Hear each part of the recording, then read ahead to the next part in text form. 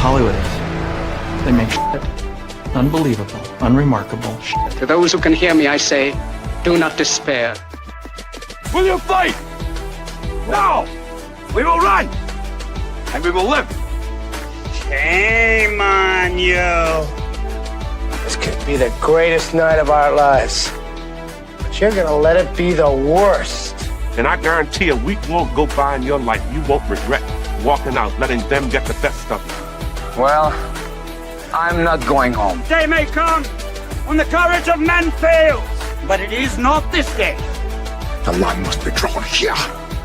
This far, no farther. I'm not saying it's going to be easy. You're going to work harder than you ever worked before. I really do believe that together we can accomplish anything. Because we'll never stop learning and we'll never stop growing. Failure is not an option. That's how winning is done. Believe me when I say We can break this army here.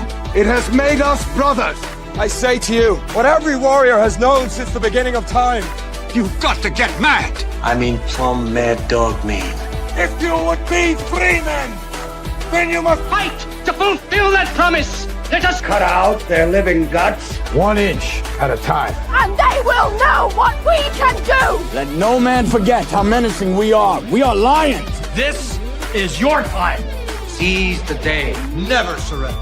Victory or death. So come on then! Take it! This is where we hold them. This is where we fight. All right, let's fly! My name is the Lord. When I Tell our enemies that they may take our lives, but they'll never take our Independence Day. You, the people, have the power to create machines, the power to create happiness. You, the people, have the power to make this life free and beautiful, to make this life a wonderful adventure. Then in the name of democracy, let us use that power. Let us all unite. Let us fight for a new world. We don't sleep to dream, we sleep to build stamina, energy to do our thing. Get your camera up.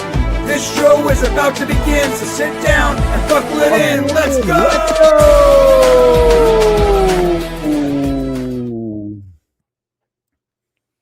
Hey!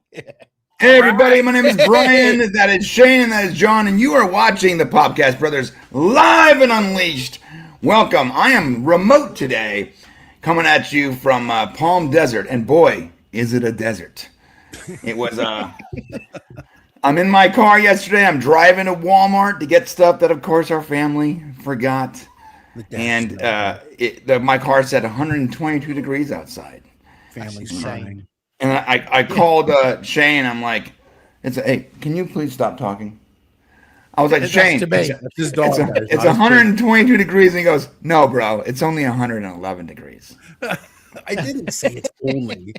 I said, this is extremely hot. It's not 122 because your skin would be melting off. But I got to tell you, man, the fact that you've pulled this off is amazing. And I also want to say hello to everybody out there. Thank you for watching this morning. I was able to actually watch the intro real live time in this back end. So whatever you're doing, I love this because I was able to come along, do the intro song. So hopefully it was better feeling for everybody today. I just don't know how to turn our names off on our avatars, and it's bothering the crap out of me. We'll figure it out. John, how you doing?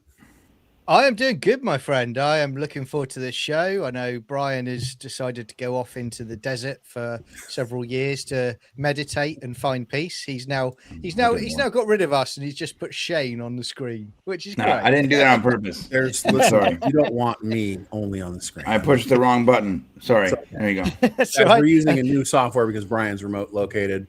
If things seem different or feel different, he's doing great. Fair play to him for setting this all up. You know. I couldn't do it remotely. Legend. Absolute legend. Absolute legend. You're surviving, right, John? You guys aren't experiencing Spain yet, right? Not yet in London. No. The hordes are coming. There's no doubt about it. I'm currently going into what I call daredevil mode at the moment. So getting myself ready for the fight when it turns up. Yes. It's insane what happened in Spain. Or, sorry, the territory of Spain. Not Spain. They're not Spain anymore. That's right. They've given up their country. Anyways, listen, guys, we got a lot of stuff to talk about today. We did if you missed it, we did the out of theater review of Spider-Man on Thursday, which I thought was a really great video. So we're going to be doing the spoiler review of Spider-Man today. So if for any reason you don't want to be spoiled, pause it, come back, finish it later. But we are going to be talking about some other things besides that today. We're going to be talking about whether or not DC's screwed. Like, are they, like, if you look at Spider-Man's projections and you look at what Marvel has coming and you look at what's going on with DC, are they in trouble? That's something we're going to take a look at today. We got a new announcement for X-Men casting coming up, because we do have new X-Men being casting into the Marvel Universe, and we've got some interesting information there we're going to talk about. Our movie theater is back in 2026. It looks like we're on track to have more billion-dollar movies than we've had since 2019. So our movie theater is back. We need to talk about that. We have some graphics and stuff to look at. And can we ever believe Tom Holland again? He lied to us about Jean Grey. I'd like to have a little discussion about that today, Brian. I think you're on board with me on this. Yeah, and I gotta say, after can you please stop? This is becoming like that Will Ferrell skit on Saturday Night Live. It's crazy, the dog, man. I'm gonna kick you out of the room. You understand? It's not actually a dog. It's like a paid man that just is in the background. It's my wife. It's my wife. Look, okay. Full disclosure: this is a sex holiday. She's tied up on the bed. As long as she's okay with it. Yeah. She was okay with it until I started screaming. All right, hold up. Damn it.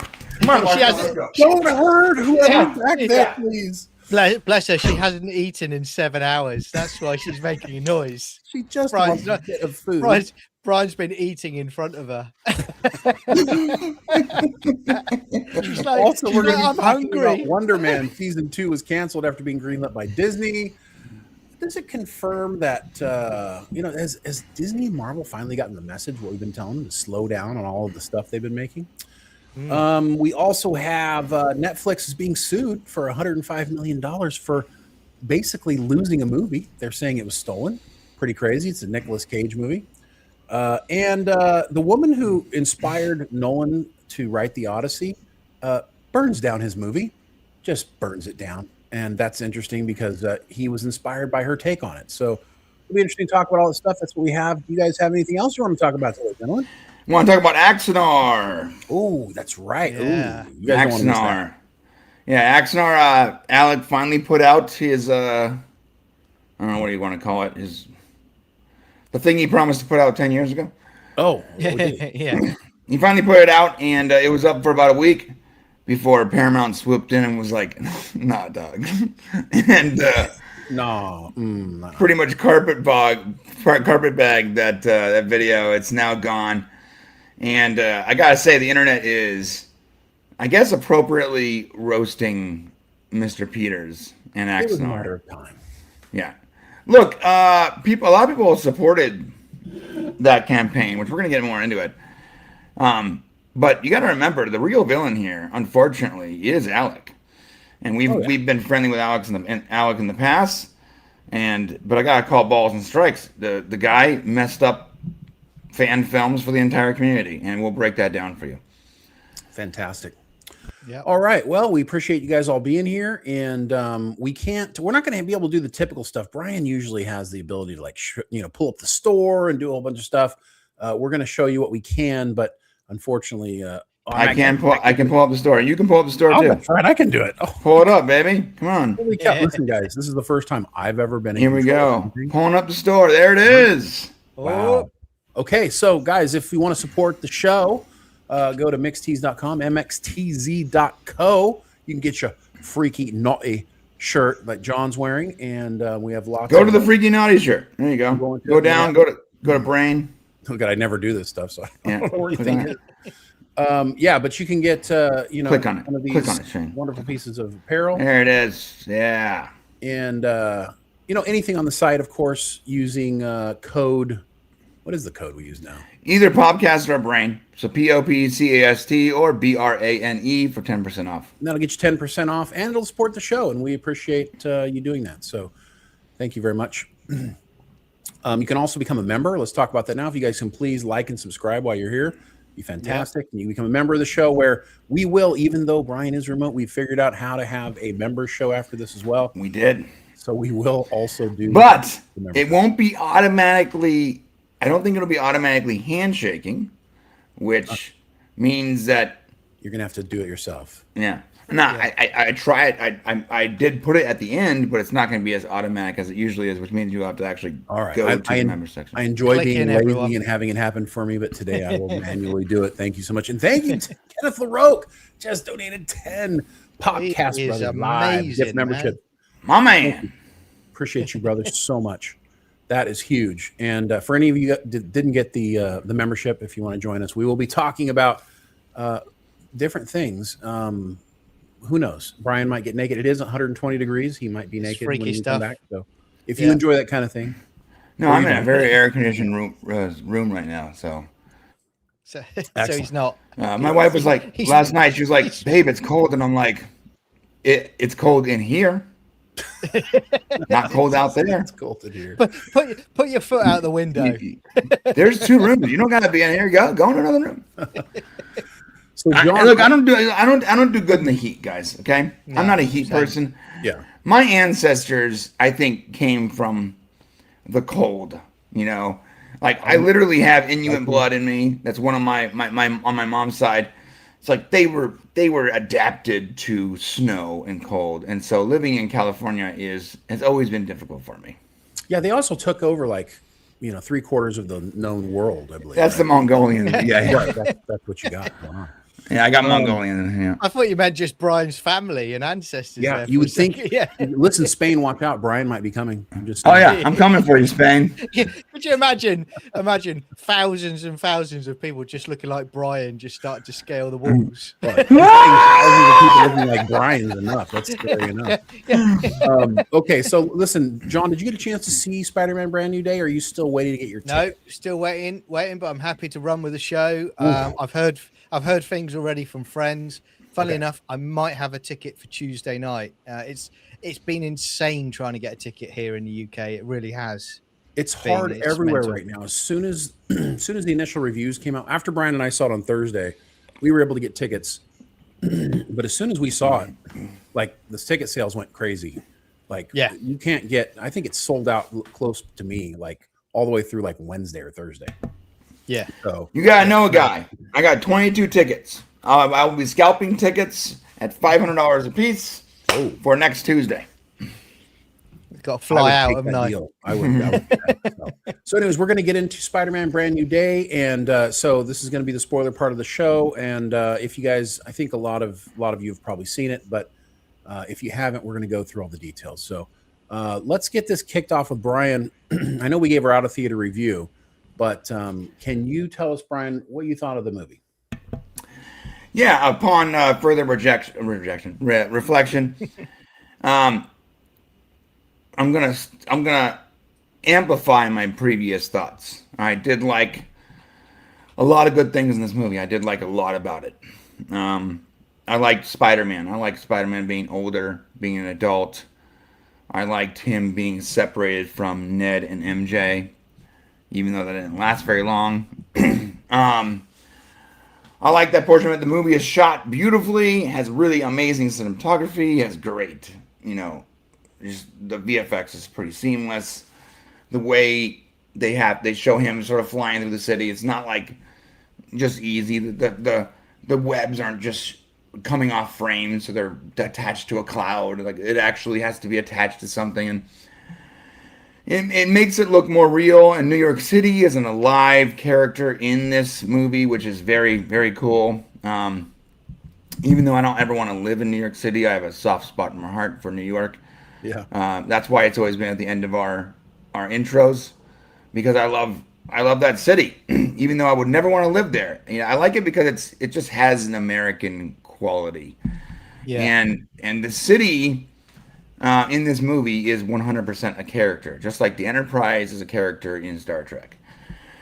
And it's very alive and rich and sort of gritty, but also clean and beautiful and also ugly, and a lot of cool stuff about it. And so the character of Spider-Man is great. Zendaya didn't bother me, although, like I said, it was short-lived that Peter got to just be Peter. In fact, one of my first criticism of this movie is that Peter Parker is the character of Spider-Man it's not really a Spider-Man movie. He might be the featured character, but there's a lot of characters in this movie. Black Widow, the Hulk, Punisher, Jean freaking Grey. Which I love how my non-comic book brother Shane tried to draw me a diagram. If you could pull that up, Shane. Tried to draw me a diagram on explaining how Jean Grey could be in this universe. Well, let's review it before we pull up that thing, okay? Because I want. Hold up, it's part of my criticism. Okay. Because even if there's an explanation, doesn't mean it's a good explanation, and that's one of my criticisms.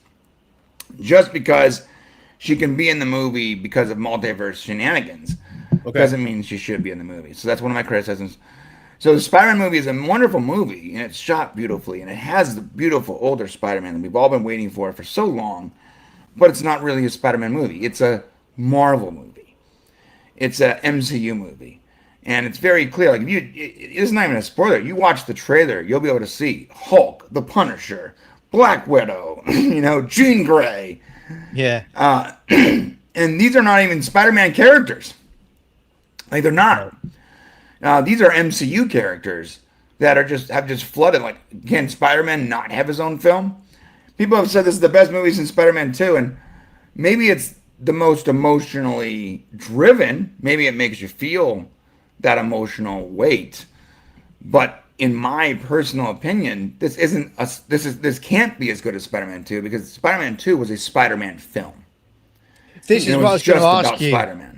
This is what I was going to ask you, mate, and both of you, because you've seen it, I haven't yet. But part of me was thinking, has it been oversaturated with too many Marvel characters? Because, as I said to you, from the last film, the way the last film finished, I like the fact that he's in a classic suit and he's swinging off, and it looks like it's going back to the friendly neighborhood Spider-Man kind of style. And it does, and it shows you that 4 years. But I almost think, should that 4 years have been its own movie? Because they really rushed through that 4 years compilation where and it's really cool. It shows the different comic book covers from the past. It's funny because like 3 of the 6 that they sort of feature in this film I have on my wall. So clearly they picked the right ones. They must have came into my office and been like, oh, these are the ones that Brian wants to see. Yeah. No. In reality, they're just the most popular ones. But that was like a montage, John. So like the 4 years he spends by himself learning how to be the best neighborhood street level Spider-Man was pretty much a montage. And it made the movie was present day. So I mean, it wouldn't have made sense to do an entire movie about the 4. You know what I'm saying? Like, actually, the movie isn't present day. The movie is set in 2030. I'm saying what I'm trying to say is it's set in its current day. And that is a time lapse of what he went through to get to the point where we're at. You can't tell the emotional story of his character without showing us that, and you can't make the whole movie those 4 years. But what John said was he wished that at the end of that movie he thought he was going back to a street level Spider-Man. And what I'm telling him is that he did, but we only saw it. See it. We don't really see it. We see a montage of it. Well, you see the culmination of the street level Spider-Man though, and the rest of the movie is the street level Spider-Man. You're just you're seeing a montage of how the rest of the movie is not street level Spider-Man. I think you can't be street level Spider-Man and fight the Hulk. I think for me, I really wish that maybe Marvel would get back to like phase 1, where you had the standalone movies and then you had the end credits introducing another character or a tease. So, that's where I thought it worked at its best. As good as this movie is, it's very much, once again, a team-up movie. It's like Marvel saw that team-up movies make insane amounts of money, and so they're repeating that, and they're doing. And I almost appreciate. I have a respect for what they're doing. They can't say this is a team-up movie because people will complain, but so they wrap it in a solo film and they bring elements into it that make it a team-up movie, like automatically. Just like the last movie wasn't a Spider-Man movie. It was a team-up movie. And they very cleverly used a bunch of Spider-Man to make it a team-up movie. But you can't go home. So you can't go backwards. And I think we're past the point of, pure standalone movies. That was, years ago before you started assembling Avengers. you know, and I think to this point, you know, if you're going to tell this story and you're going to use comic book aspects, you're going to have to use other, you know, characters from the universe. So in a way, you don't know, bro. Not in a Spider-Man movie, and we haven't had a single Tom Holland Spider-Man movie that wasn't a team up. Not one. Name one that wasn't a team up. Everyone was either Avengers. He's post Avengers. Now, what's the team up you're talking about here? Yelena? You can't count the Punisher. Punisher hasn't been part of MCU proper at all. I think for me, I want to see a Spider-Man movie where it's got none of that. He's facing the Goblin or he's facing Doc Ock. You know, I feel like we've done that sort. You know, but there's lots more characters in Spider-Man. In 2001, do that. I mean, I'm old, so yeah. You know, I get that's a good point actually, but I do feel like I've done that maybe, and I don't. Yeah, you have. Go ahead. This is a clinic. What you're seeing is a response to the market, right? And the market goes, sure. "Oh, we introduced Spider-Man in Civil War. People loved him. Let's now put Spider-Man in this movie, and now let's make a Spider-Man movie. But we need to take the characters." Iron Man and Nick Fury and blah, blah, blah, blah, blah. And we need to pepper them throughout these movies because that's what people want. They want Spider-Man with these other characters. But in reality, Spider-Man, and Shane, you told me this last week, Spider-Man has always been top of the leaderboard as far as popularity. Yeah, he's the number one superhero. He doesn't need the Hulk, Punisher, Iron Man, Nick Fury, Blackwood. He doesn't need these people to be successful. You want to add these? You want to add them cameos? And yeah, the Black Widow was a cameo. But if you want to add cameos into these movies, fine. But it needs to be all about. I think it needs to be all about Spider-Man. Now, listen, I love this movie. I really did. The story was about Spider-Man. And what is the first two acts were. The last act was about Jean Grey. Well, no, he's sitting with Aunt May, and we're learning new stuff about him too. They used Spider-Man to introduce Jean Grey. Of course. I mean, she definitely is the focus of Act 3, but they didn't just put Spider-Man aside. You know, no, of course not. He's together. Yeah. Still in the Spider-Man movie. But the last act is basically a Jean Grey origin story light without a whole lot of origins. Well, we get enough of it. We don't need a lot more. I mean, obviously. You need a lot more if you're going to introduce mutants into the MCU proper. This is 616, and now you're saying mutants exist. Now, I mean, there's so many questions for me. It doesn't right. So going back, we're in so many different places now. Just real quick. So that's Brian's take on Spider-Man: Brand New Day. I thought Spider-Man: Brand New Day was the best Marvel movie since Endgame, at very least.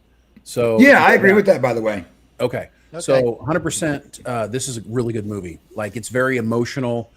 It's like Brian said earlier. It's shot well. When I was watching this movie, when I first started watching it, there were the way some of the scenes were choreographed and shot. It reminded me almost of inside the Spider-Verse movie with Miles Morales, which was incredible. And I think I said that on the Thursday show. The acting was just really on point. Like, never before have I liked Tom Holland, Zendaya, Mark Ruffalo. Oh my God. You know, these people that bother the crap out of me. I really enjoyed their performances. John Bernthal was fantastic as the Punisher. I mean, like, I actually really like the Punisher now, and I struggled with that character in other iterations, including his own iteration. Yeah, it's funny because John was like, "Hey, do you want to come do this Punisher review with me?" And I'm like, "Bro, I hate the Punisher." I love it. I told him, I was like, "Dude, I'm not a fan of the Punisher." Like, I wasn't even a fan of the comics. Like, I read them because I read all of them. But I've never been a fan of a character who is basically a serial killer for a good reason. Right. I never had, and it's funny because then John, by the way, then I watched this movie. I'm like, yo, this character is sick. He's a great character. And again, you know, when I look back at runs, you know, where he comes face to face with Daredevil, it's fantastic because they have this big debate constantly with them where Frank Castle basically says to Daredevil, "Oh, I'm here to." You know, you just send them to prison and to jail, and then they come out and they do it again. I end them. You know. Yeah, it's like Batman. Discussion. If Batman killed people, that's essentially what 100% what he is. Yeah.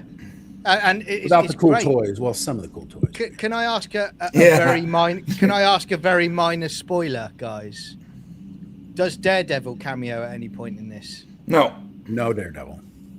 See, that's what I find strange. If you've got the Punisher in it, you know, Daredevil is a city level character for Marvel. You would expect there to be a cameo at least from Daredevil. Well, if you've got cameos from others. the Punisher is in this movie, I would say, you know, we don't want to make more of it than it is because he doesn't play that big of a role in the movie. He plays like a very specific part. I'm saying he's not throughout the entire movie. So he comes in at certain scenes where Peter is most vulnerable, where, I mean, you get the trailer that we saw of him where he's telling Frank, go home, and their relationship, by the way, guys, is fantastic. It's one really of my favorite buddy, you know, superhero things I've ever seen. Honestly, I mean, really, you know, it doesn't rival maybe, you know, like Iron Man or who's Iron Man and Steve Rogers. Maybe, I don't know. Like, I really love these two guys together. They grow on screen. They go from, here's what's really cool. In the little bits that we have the Punisher, I would say they grow from a relationship where they're against each other to where they're almost inseparable, almost like brothers. Well, against each other is more like they have conflict, but they've worked together in the past. Disagreeable. Kind of well, I wouldn't even say work together. Like someone's ass got saved, and someone else is like a little bit bitter about it. Yeah. I love what Shane. So Shane, I love what you said. This when we were talking about it after the spoiler thing. So Shane, by the way, after our spoiler-free out of theater review, Shane and I spent another hour in the private chat just talking about Spider-Man until my wife was like, "Yo, you said 45 minutes. You said you needed 45 minutes. It's been 2 hours, bro." I'm like, I gotta go. Anyways, but Shane was like, I really want to know what happened on Staten Island. And I'm like, me too. I want, and see, here's the question, Shane, and this takes me back to my criticism. How cool would it have been? Because that 4 years went by really quick in that montage. How cool would it have been to see a Spider-Man movie that introduced Frank and the Staten Island incident? It would have been cool. And and what John said is right. I feel that there's a real criticism here, and that maybe Marvel is doing a little bit of what DC did during the Snyder era, where they're rushing these team ups because they want to make that money. Well, let me just tell you. But it's short-sighted because you're going to make so much more money if you slow play it with these smaller swords. I see what you're saying, but I think that there's no way, and just to give a little bit of, you know, fight for Marvel here a little bit. I think that there's no way to know how successful this was going to be. So like they've already planned Secret Wars. They've already got the X-Men, the new X-Men movie, you know, ramping up. No, they don't.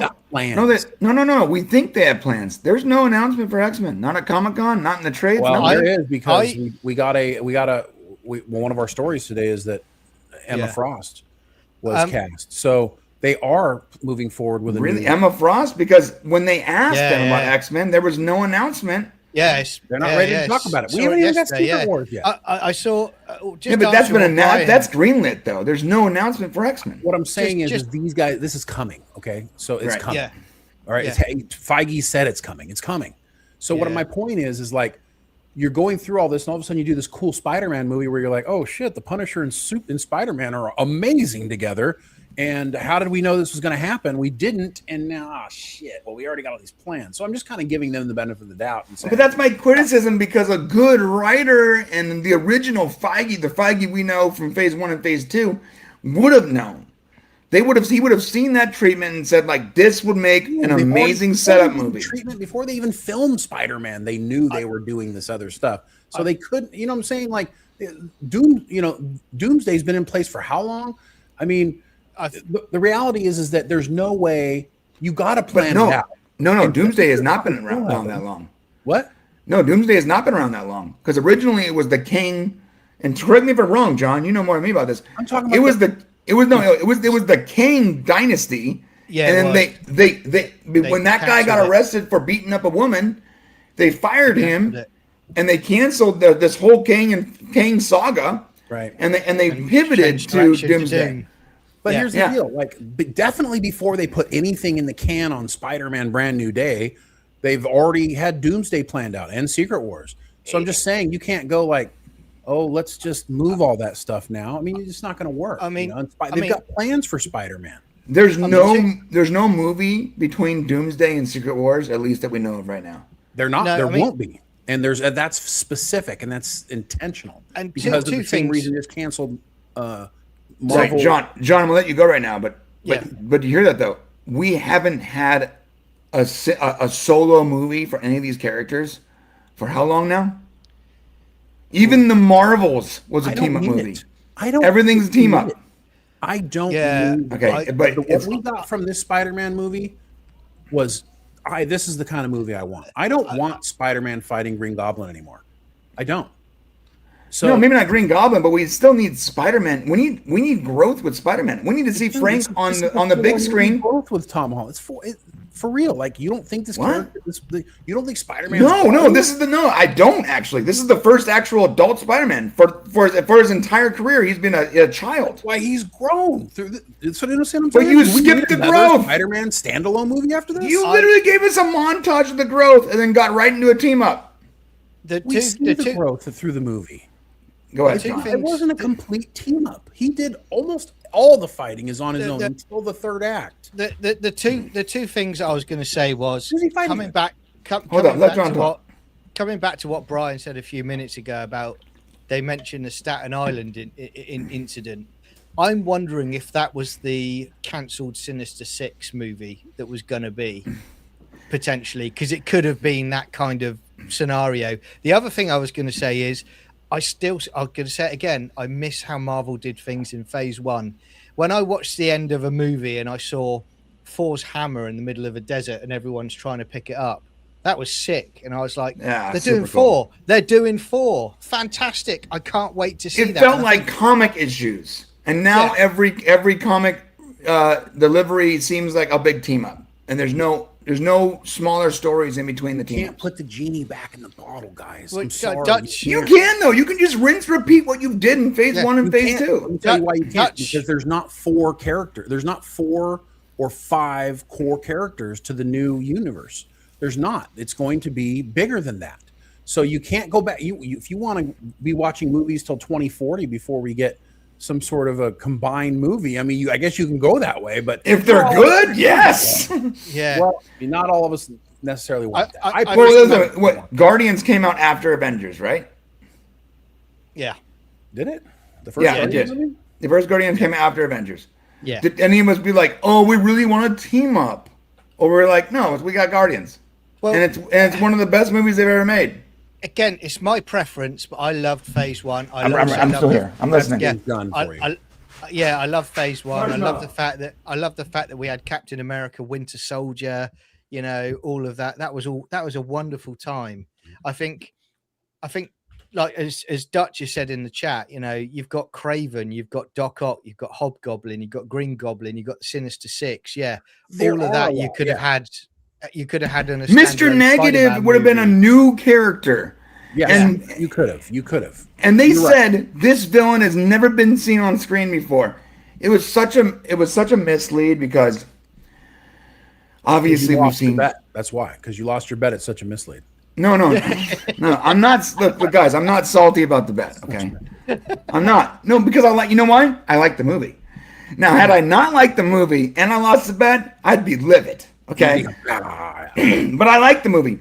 But what we were told, actually, no, you guys haven't seen this villain on screen before. Trust me. Everything was pointing to a Mr. Negative, and how cool would it have been to see a Mr. Negative for the first time on screen? That's true. Don't get me wrong. Seeing characters cameo in like these movies, I haven't got a major issue with it at all. That's not what I'm saying. I just think the trouble is now, and I've said this before, I like individual character movies where you build up those characters, they have their moments, and then you have a tease of another character at the end in an end credit scene, because I think that gives weight to the big team up and the meet up when it happens. Was the way to go. You're so right. Let me ask you a question. I see Shane's point, though. Go ahead, Shane. Who do you want standalone movies from right now? Who? I mean, better question is, who's going to make you $500,000 to $1 million every time you do a standalone movie with them? Batman, Spider-Man Wonder will. Woman. No. Only Marvel. 100%. Spider-Man will always make an insane amounts of money. Always will make money. Yes. Okay. Yeah. Obviously, we can't do another Iron Man. They've closed that gate. Yep. Right. But you know what? There's other cool characters that they haven't really introduced yet in Marvel. But who? That I mean, just tell me off the top of your head right now, who's going to make $500,000? Who's going to make or $500 million? Who's going to make $1 billion? Nobody. No, that's not true. Who? I almost think like you're trying. Are you asking me a real question, or are you I like? really am. No, I swear to God, I want to know like which Okay. character do you want standalone? If we're going to do the Avengers over again and do it the way they did it correctly, which was fantastic, which characters are we doing it with? But then this is the So just Marvel or also Sony Marvel? Because Miles Morales, live action Miles Morales, would make $1 billion. Well, I'm talking about. Let's get off of Spider-Man for a second. Okay, so the Nova Corps series they promised us and then failed to give us. Okay, would that's make $1 billion. You think normies are going to come running to the theater for that? Yes, because they already set perfectly even without wanting to. They set it up when they did the first 3 Guardians movies that were massive successes. But now how is that going to tie into Spider-Man later? But this is if we're doing the how does Spider-Man tie into Doomsday? So maybe we're saying we don't want team up movies anymore, and all we want is standalones. Is that what we're saying? No. I want to mix. Okay. I want to mix. I want Phase 1 and Phase 2 again. Maybe not so many standalones. What are the characters that are going to build up for Phase 1? I don't see the Marvel list of characters that we build up to get Avengers. I want to see the characters sort of stand on their own 2 feet and earn it. Yeah. But Shane's asking what characters. That's a really good point. Okay, what characters do you want to see solo that we haven't already seen solo? Yeah, that's the question Shane's asking. Well, that's what I want to know. Me personally, in this Marvel version, because we haven't had it yet, I would love a Wolverine movie on his own. I've wanted that for such a long time. That would make bank. A Wolverine movie. A new Wolverine. But they can't do X-Men yet. Wolverine. So we have to take X-Men off the equation. Because yes, and that's crazy. If I was allowed to say X-Men characters, then I purposely didn't. Professor X, Wolverine, Jean Grey, an actual Jean Grey movie. We can do X-Men. We can do a mini. But we can't do X-Men till after Secret Wars. So you have to. So the question is, John, what solo characters have we? Ghost Rider. Fucking perfect answer. Okay, Ghost Rider's a good one. I like that one. Honestly, that's perfect answer. Blade. Yeah, that would make Blade. Perfect answer. Blade. We've already done those standalones. No, we did Blade before MCU, so that's fair. That's fair. So barring X-Men and nothing we've seen in MCU proper currently, I think Blade and Ghost Rider are fantastic names. Idea. I like that. You know what's not a good idea? Captain Marvel, Miss Marvel, I think the Eternals, characters that no one cares about. The reason I asked the question is for this reason. They're sitting around at Marvel doing the same thing. They're like, how do we make the most money? It's not just how do we make comic book nerds happy. How do we make comic book nerds happy, normies happy, and we make $1 billion? And I don't know if there's just enough characters to do it. And I think somebody said in the chat, which I thought was cool, it's about the writing. That's true. And if you're special and you can do that, then you might be able to pull it off. But you're still going to have a character that everybody will get excited about. And I think the boat may have sailed on that. And I think that's why they're doing these cameo team ups, as Brian was calling it, even though Spider-Man doesn't really need it. Yeah, Dutch Butters is right. He said it's all in the writing, casting, and directing, 100%. And it has to have character interest, though. I mean, there has to be. That's it. And I like what Dutch said. He said, as far as character interest, Guardians was super fringe when they introduced them. No one knew who Guardians were. I know. I don't know how many James Gunns there are out there, though, bro. Like without James Gunn, nobody else does that. And that's a good point too. James Gunn is very, very good at taking fringe, cringe, and otherwise characters and bringing them into the mainstream and making them super popular. Right. Although he couldn't do it with Supergirl for some reason. Because he didn't. Because it wasn't his. He's fighting with Sean Gillespie over it. Anyways, so this is a Spider-Man review. Anyways, I think you guys make some great points. I think that there's some truth to it, but in this movie alone, I don't think it bothered me. I think a lot of people are upset about the Yelena cameo. People are talking about how she's not my Black Widow, and I get it. She's not Scarlett Johansson, and she can't really replace her. It is her sister, and if you follow the story, she's not the Black Widow. Yelena's cool. Yelena's a cool character. Yeah. Look, here's the deal. I told this to Shane after the show. Something about Florence Pugh, like she's Pugh, Pow, whatever. What's how do you pronounce her last name? Pugh. I said Pooh. Pew. Something about Florence Pugh is, for me, like just super sexy, and I can't get over it. I know she's not like a traditionally beautiful woman, and she's sort of thick, but something about her is just so alluring to me. I don't look at her as Black Widow. I look at her as the sister of Black Widow, and maybe she has that code name now, but I've always looked at her as her own character. I don't mind her, and I liked her a lot in a lot in Thunderbolts. My biggest criticism is that there's no reason for her to be in this movie. None. There's no reason. She is shoehorned in this movie, and honestly, Shane, even if it is a Black Widow thing, you flip around the reveal of her forcing Spider-Man to get naked and join her in a tub is so problematic. You're right, but I found it hilarious. And I don't have a problem with it. I'm saying it's problematic because I hate hypocrisy. And on the flip side of that, people would lose their minds, but no one trips about it with it being a woman to a man. But she had no reason to be in this movie. For the same reason that I'm going, I liked it. But it's because men don't feel that way. So because men don't care. So as much as I like her, and as much as I find her insanely attractive, and she's a really good actor, if you cut out all of her scenes, nothing would change. Right. Nothing. Yeah, I will agree. She is totally unnecessary, and that was one of the gratuitous things. I think had they known how well John Bernthal and Tom Holland were gonna, and I think you get that because they've done so much other stuff together. That piece of crap, The Odyssey, they did must have helped build that relationship, or maybe they were filming at the same time, and you can tell they're close, man. You can tell that they have this relationship. And I don't think that they realized how good they were going to be together. They probably wouldn't have needed to bring in Florence Pugh to give a little comedy cameo, and to remind that he's small potatoes. Small potatoes. Yeah, that whole thing was just is unnecessary. As much as I like the character, you were gone, but because I don't think they knew the Punisher and Spider-Man were going to go over so well, which is they wouldn't have brought her in had they known that was so good. Right. I don't. But I think I'm changing the show right today. We're going to talk. Here it is. It's the Encyclopedia of Marvel.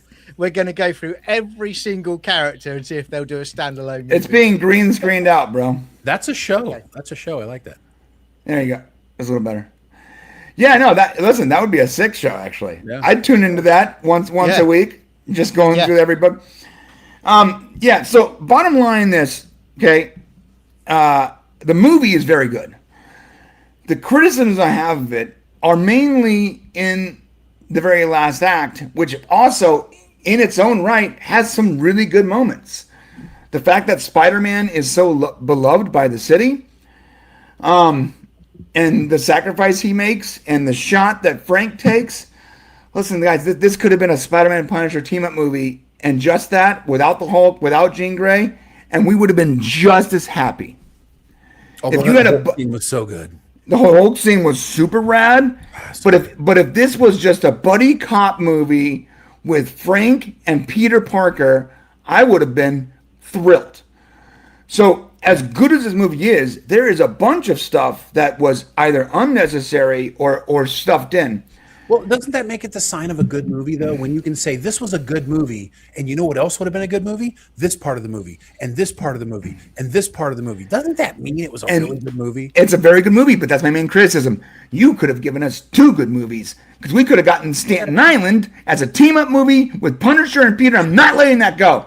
Because I now need to know what happened on Staten Island, dude. I do too. Come on. We should have gotten that movie. It should have been. It should have been part of the trilogy of Spider-Man, dude. And they and you know what? We didn't need Ned and Zendaya didn't bother me, but we didn't need her. Now she did an amazing job, and she was villainous. And I gotta say, the best acting I've seen Zendaya ever do was on that rooftop. I think she shouldn't be the good guy in her movies. She should play the bad part, the villain. She was in that moment when she twisted her face around and became the bad guy. I was like, oh damn! Like it was very good. I think that she's being miscast right now because everyone wants to like Zendaya, but maybe Zendaya should play the villain. Yeah, the heel. Yeah. But as good as the movie was in that regard, there was things that wasn't necessary. I did feel like it rushed. I feel like lost opportunity. And you know what? That's what it is. I feel like missed opportunity. There could have been a team-up movie with Punisher and Spider-Man before this film.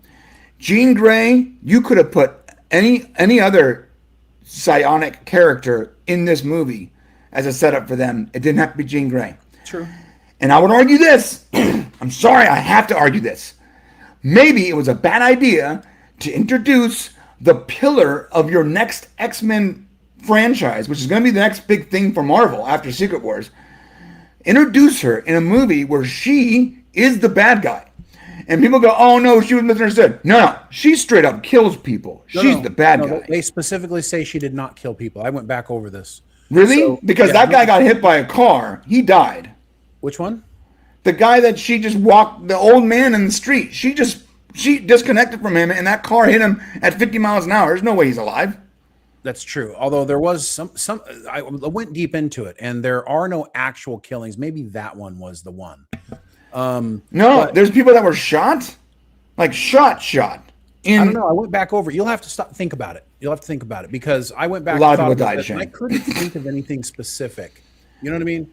I was trying. Maybe the guy in the car, and we don't know if he's dead, but I'm 100% positive that guy died because an old man getting hit by a car going that fast. I don't know anyone. But the point is like you look at her character, and I'll let you go right now, John. Yeah. If you look at her character, you see why she's a villain, right? You see when you get a little bit of her backstory. Her mom basically dumped them, and now they stole her sister. You know, so she don't care about nobody, but getting her sister back right now. So dude, they were mind raping people in the park before they even got kidnapped by the DOC or the Department of Damage Control. See, I understand. Like they were bad before they got picked up by Damage Control. They probably didn't think they were hurting anybody by doing it. You know what I'm saying? I know Marvel has a thing where they can't make a woman the bad guy, but guys, she is the bad guy. She is. She is the bad guy. Yeah. And you introduced her as a bad guy, as a very villainous, malicious. But listen, bro. Yeah, Mary Jane didn't die, but that was pretty damn wicked. That rooftop scene.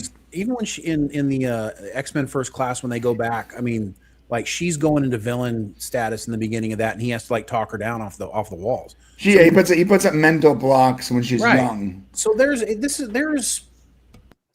is reasoning for behind some of this stuff, and I would say I wouldn't get stuck on that so much. It didn't take me out of the movie. I didn't feel like it made the movie But bad. my problem is you're already introducing this character. Right. I'm sorry to take it back to DC, but I have to. What if we got a Batman movie, and in the Batman movie, our first introduction to a new Wonder Woman was as the villain? How would you feel about that? But Wonder Woman's character was never borderline. Two different points of view. That's not true. Wonder Woman has had villain arcs, and so has Batman. Well, but generally, they're the hero. So, what if we got a Superman movie where the villain was Batman, a malicious character, and that was the first introduction to that hero? Would you be okay with that? Well, I feel like that's always been the first introduction of Jean Grey to my movie universes, anyways. That she's always been a borderline. No, she wasn't a bad guy in the first X-Men.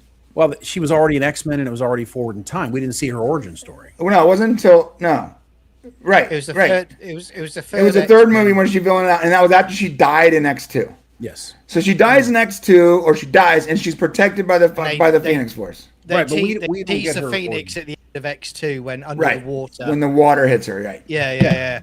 I think for me, and I'm going to mention the X-Men here.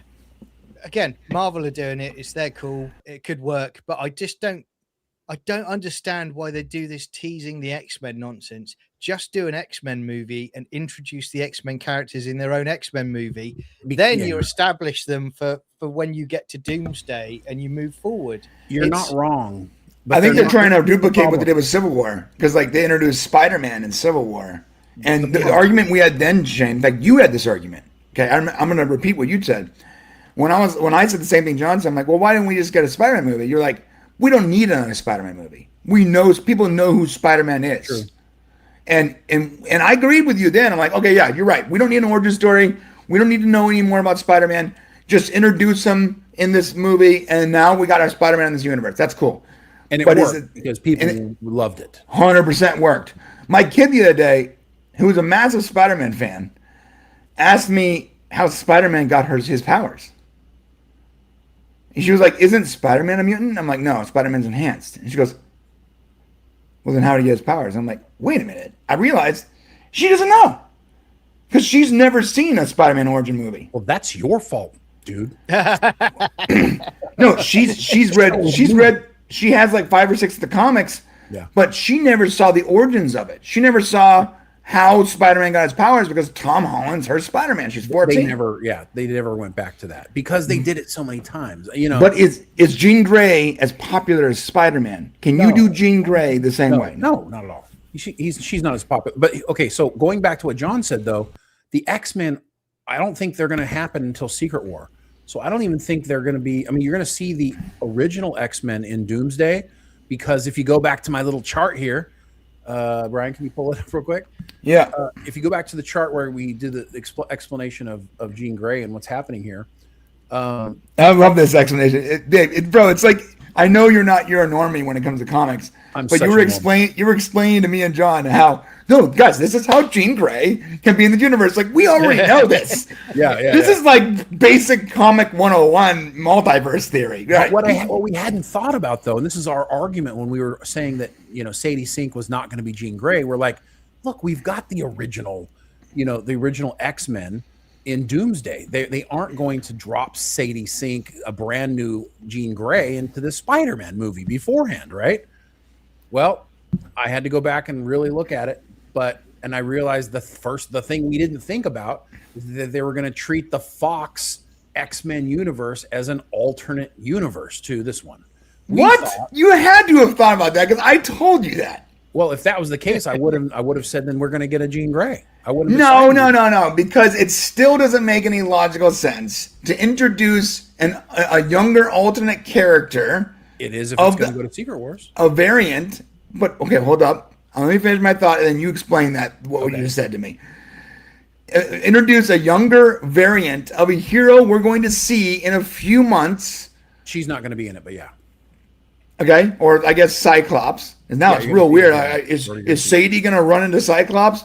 No, she's not going to be in Doomsday at all. I know. I'm not saying she is. I'm saying the fact that hero exists, and most of these multiverse movies, there isn't a younger and older version of them. They're multiverse, which means when you see Tony Stark, you don't see the boy version of Tony Stark in an alternate universe, right? Or the old man version of Tony Stark. It's running along the same timeline. So we're seeing a young version of Jean Grey right before we go back to the X-Men universe that we left so many years ago. Like, that doesn't make any logical sense. Now, explain how you says it make logical sense in a Doomsday movie. In a Secret War movie. Because this is going to be post Doomsday. Secret War is going to be post Doomsday's whatever happened in Doomsday. So basically, we're going to lose all the original X-Men in Doomsday. Okay, so that's when you introduce Jean Grey.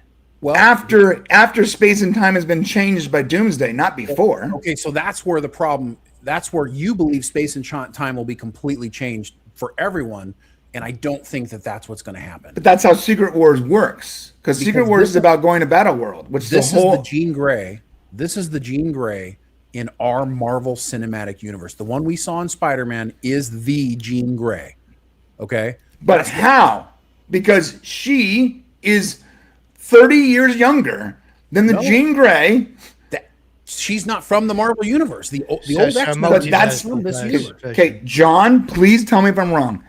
How many versions of characters have that much of an age gap in the multiverse? I hear what you're saying, but they're variants. They look the same. They have the same age. They're just different. Yeah. They have lived different lives.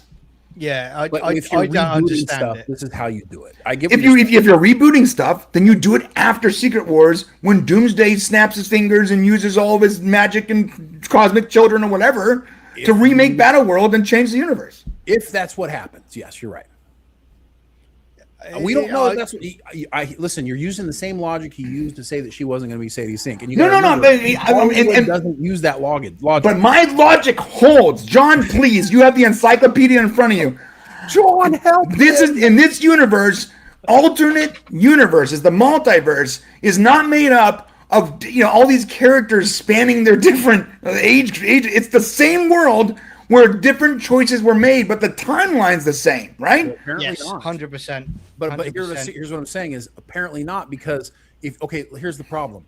Let's say you're going to reboot the X-Men in this new Marvel universe, and you're going to say, okay, the old X-Men were not in this universe. Here's the real X-Men in the Marvel universe, starting with Sadie Sink or whatever, and these guys, they're still going to be young, bro.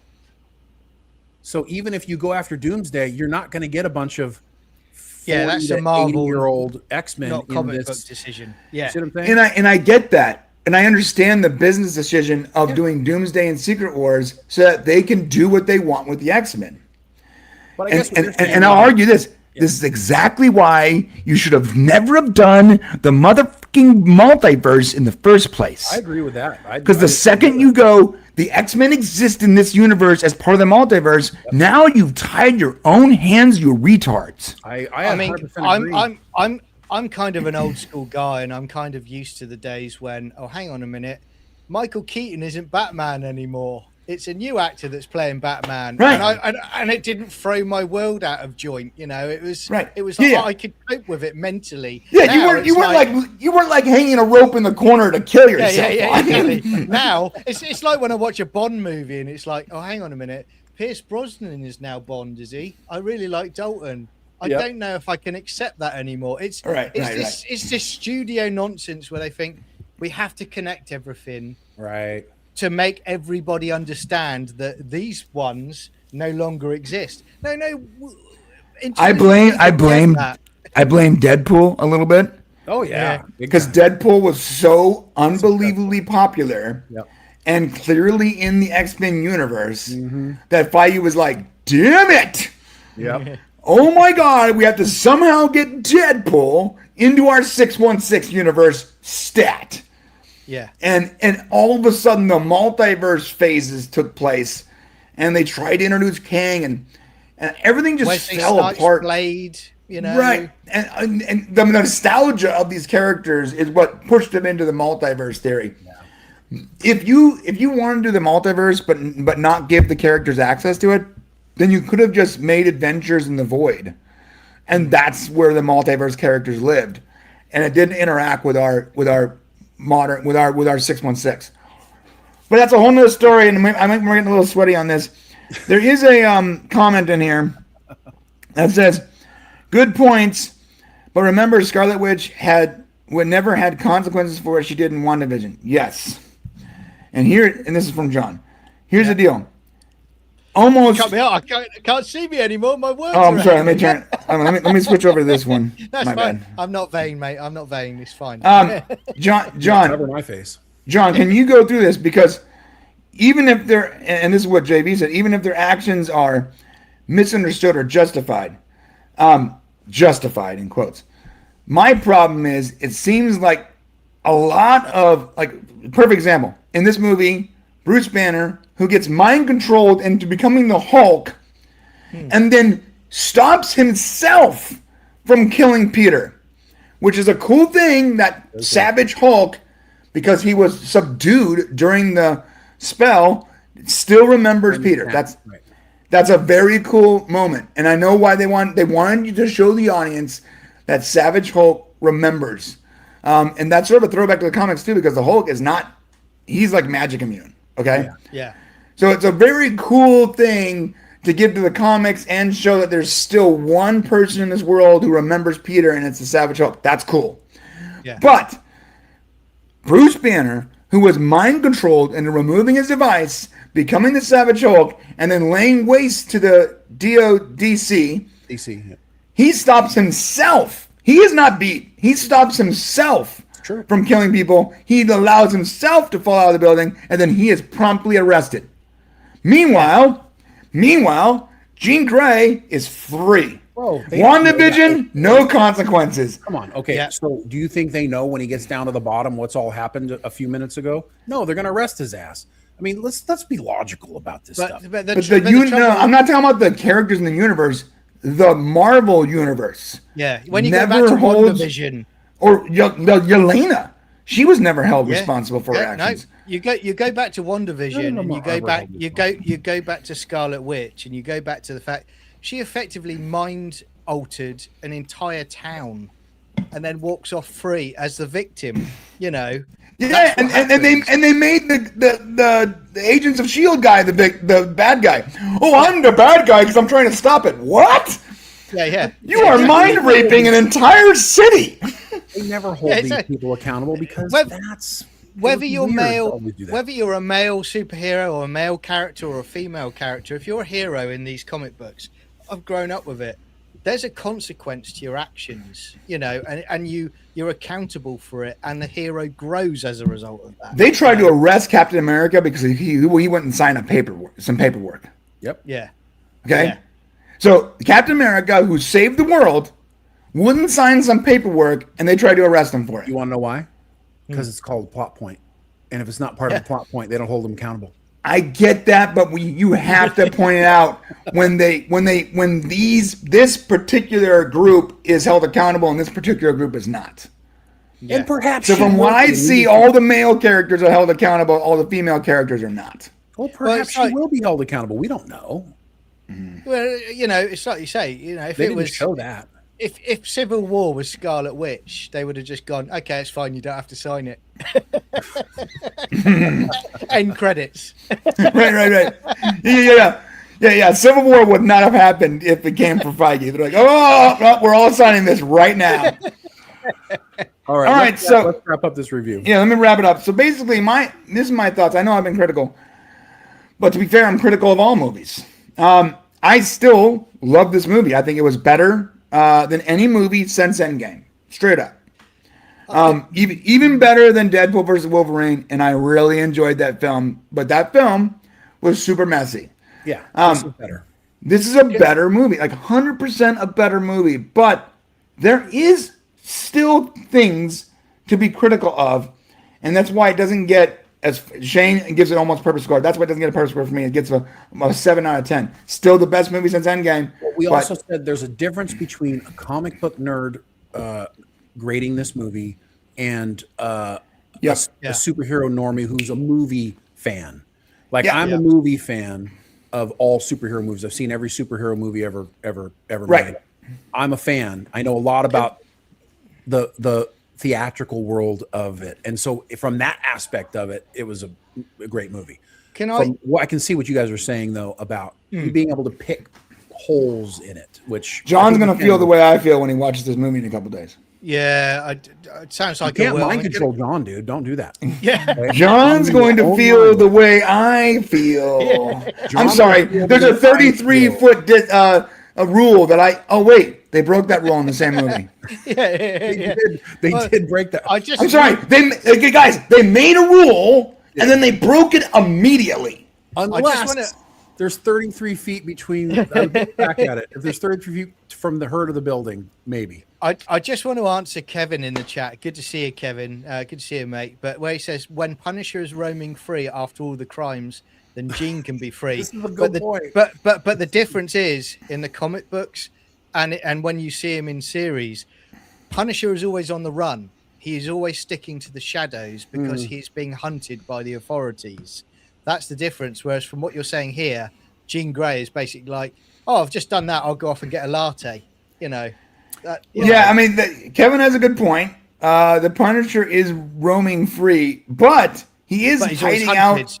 He's hiding out in the shadows. ship. He's still wanted by the government. That's true. But I will say Jean Grey is specifically attacking one thing in this movie. Like she's going after DC, and there are DODC. But in the process, she kills a bunch of normies, dude. So we believe that is probably the case. At least driving through, there are issues with her sending a tank through town. People have to be dying in those situations. We don't see it, but it has to be happening. Yeah, of course. All of her ire is specifically pushed against DC, and she obviously has a really good reason why. That said, there's so much collateral damage that I don't think authorities would find that okay. So I think there's a point to be made here. But we all look at it and go, listen, bitch, if you took my sister, we'd have a problem. And there's nobody's going to stop me from doing what I got to do. So perhaps I will say, mate, every single person I've spoken to, friends of mine, they're not comic book fans, but every single one of them were desperate to go and watch Spider-Man, and they've come back with their families and they've said that it was fantastic. They want to go and watch it again. Yeah. So that's you can't ask for more. Well, we can, as comic book fans, we can ask for more, but from an entertainment point of view, you can't ask for more. Marvel's done its job, and it's a good movie, guys. Like you should, and you should really watch it in the theater because it's a good movie. Sure. But look, I guarantee you that, and Shane says that this is not happening to him, but I think that he is mistaken. Tell me, we've had so many bad movies since Endgame, right? So many bad ones. A couple good ones, but no great ones. And then we get a great movie. And Shane might be seeing it through a little bit of a rose-colored glasses because of all the bad crap we had to wade through. Well, I told you that specifically is not happening because I'm actively thinking about that while I'm doing it. I know, but the original stuff. But when you're in a hot jacuzzi and you get out and you go in the pool, it feels real good for a second. Sure. Is it going to feel good in 5 minutes? In a week from now, this movie's going to be as good as it was today? No, but listen, we talked about this, and I actively thought about it. Now, this is by far the best of all the Tom Holland movies. Am I right? 100%, yeah. Now, a lot of people will tell you, oh, no, the last one with all the 3 Spider-Man was better. That was a gimmick. Movie. It was cool to have 3 Spider-Man, but it's not a better movie than this one. I'm sorry. No, it's not. No. So, if you go back and take a look, and if you're really honest about it when you watch it, and the way I rank movies is how do I feel through the whole thing? Like, I watch The Odyssey. I go into every movie with an open mind, and usually something at the beginning starts to set the tone for me. In this movie, right at the beginning, I'm watching and I'm going, oh, okay, that was cool. That was cool. Mm-hmm. This is good. And all of a sudden you start to get this layering of cool, good. Wow. Like that. Yeah. And so then you get pushed into this frame of mind. And if it can keep you there, well, what's cool about this movie, it's just like it elevates you. And when you think this is already cool, it just gets cooler. It gets more emotional. There's more depth. There's better acting, better characters. And I would say that I can't think of another Marvel movie that's done that since Endgame. But you're still being forgiving of the plot holes, and you're still being forgiving of the montage and the pacing. I recognize some of the unnecessary things, the Elena stuff. Perhaps they broke their own rule, but I didn't find a lot of plot holes, man. The fact that Spider-Man has all this tech money to make tech or whatever, there's been arguments online about, well, maybe Iron Man gave him a bunch of money. Well, listen, he's doing a bunch of work for the police. They're probably compensating him somehow. Not in the millions of dollars.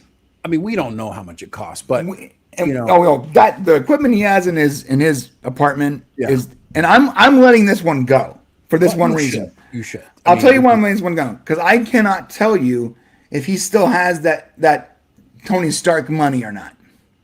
We don't know. And because I can't tell you if he does, then that's an option that I'm going to have to just install in my headcanon as the reason why he has multi-million dollars worth of equipment in his apartment. Yeah. Well, there's an argument that goes like, if everyone forgot him, how does he still have the Tony Stark money? I don't know. I don't have an answer for you. But that's what my headcanon is now Tony Stark money. The comic book run in the last 10 years, and again, maybe they're trying to riff off of that a little bit, but he ended up he ended up effectively making his own company and becoming a billionaire developing tech. So maybe they're trying and skim off that a little bit by basically he's the new MCU Batman, right? Yeah, I got you. I mean, yeah, they didn't explain it well, but did they need to? I didn't. Lord Todd says, "Are you in the hot tub with Florence Pugh?" That would not be a problem for anyone, dude. Yeah, I mean, I don't know what it is about that girl, but Kenneth did say, "Remember, Spider-Man is a Sony movie," and that's another criticism I have. This is a Sony film, but it feels a lot like a Marvel movie, and they're introducing characters for the future of Marvel in a Sony movie. Why do you have a problem with that? Well, because they've teamed up. No, they've teamed up. This is literally introducing a new character. Okay, but they introduced Spider-Man in a Disney funded movie for Sony, which Sony owned the rights to Spider-Man. So because Disney said, you let us use Spider-Man and we'll produce your next Spider-Man movie and you will reap all the benefits. This is strange. So, you know what Sony said? Sony was like, yeah. You're saying we're going to collect the $1 billion and you're going to do all the work? Sure. Go ahead and use the character. So how is it affecting? What I'm saying is how is this hurting Marvel? I mean, the fact that maybe it's embarrassing that Sony's doing better, but tell me how this isn't benefit. That's actually a good point. It is sort of embarrassing, right? Because like, when was the last good Marvel movie? 100% is that Spider-Man is kicking the shit out of the rest of Spider-Man is beating up MCU. Can I ask another spoiler question? A light one as well. Spoiler review. Is there any Fantastic Four cameo in this movie? Nope. Now, because Fantastic Four exists in a different universe. Yeah. But then that's the whole problem with the Jean Grey thing. If they exist in another universe and the way that ends, how the hell, it's actually a really good point. Wait, this is a good point because the Phoenix Force and the cosmic whatever that gave them their powers, they're connected. So if the Phoenix Force that is part of Jean Grey exists in this universe, that means that same entity exists in this universe that gave the Fantastic Four their powers, right?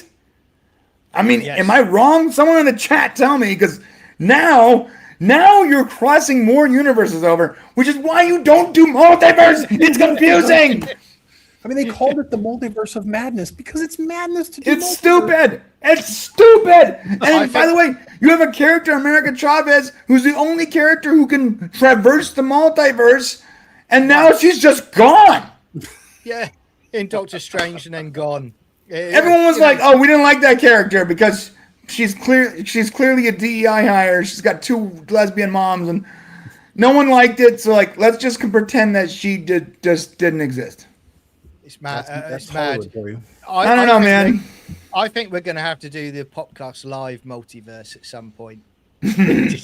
See who survives. Dude, we can use our kids as our variants, bro.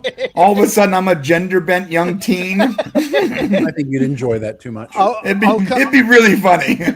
I'll come on as Joan. Yeah. I can still be Shane because I'm pretty sure that's a girl name down. So it's yeah, the Popcast Sisters Live. All right, well, listen, we got some super chats here about this story. Let me go through them real quick before we wrap this up. First off, Kenneth the Roke gave us 10 Podcast Brothers Live memberships. Listen, if you want to become a member, hit the join button bottom left of this window, because after this show in about an hour, we're going to the members section, baby, and it gets freaky nutty there, and that's what Kenneth just gave a bunch of people. Thank you, Ken. Thank you, Ken. Also, the superstar, the legendary producer Ken, also gave us a $10 super chat where he says, "You need a spoiler sign, Brian. This would help people who came in late realize that spoilers are happening, or to leave and mute if they don't want to be spoiled." That's very true, Ken. My bad. We failed. Sorry if you were to be fair, I am in a hotel room right now, and I am not near my computer. And it's funny because in order to have half of the capability I have at home, I have to use 1, 2, 3 devices separate, completely on their own. But thank you, Ken, and thank you for the $10. And by the way, Ken is a rock star. He's been supporting us on the Podcast Live, Podcast Brothers Live, and the Podcast Brothers main channel for years now. What a stud. Also from Ken, he said, you need individual movies to introduce the characters, then you bring them together. And that was the point that John was trying to make. John's not here right now. I really wish he was so he can actually hear this part. And I agree with that. Now, I'll tell you why. And Shane, you can disagree if you like. If you have the slow played method, yes, you don't make $1 billion for every solo movie. But you also, and this is his next chat, you also don't need to spend $500 million to make those solo movies. You can spend $100 million or less, make yourself a solo movie about Ghost Rider or Daredevil or Punisher. I don't think they can spend less. I don't think they know how.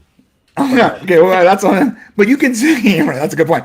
But you can spend less money. No, you're only going to make $300 million, $400 million at the most, as long as the writing and the casting is good. And then after 5 or 6 of these awesome movies over a period of 3 years, 2 movies a year maybe, right?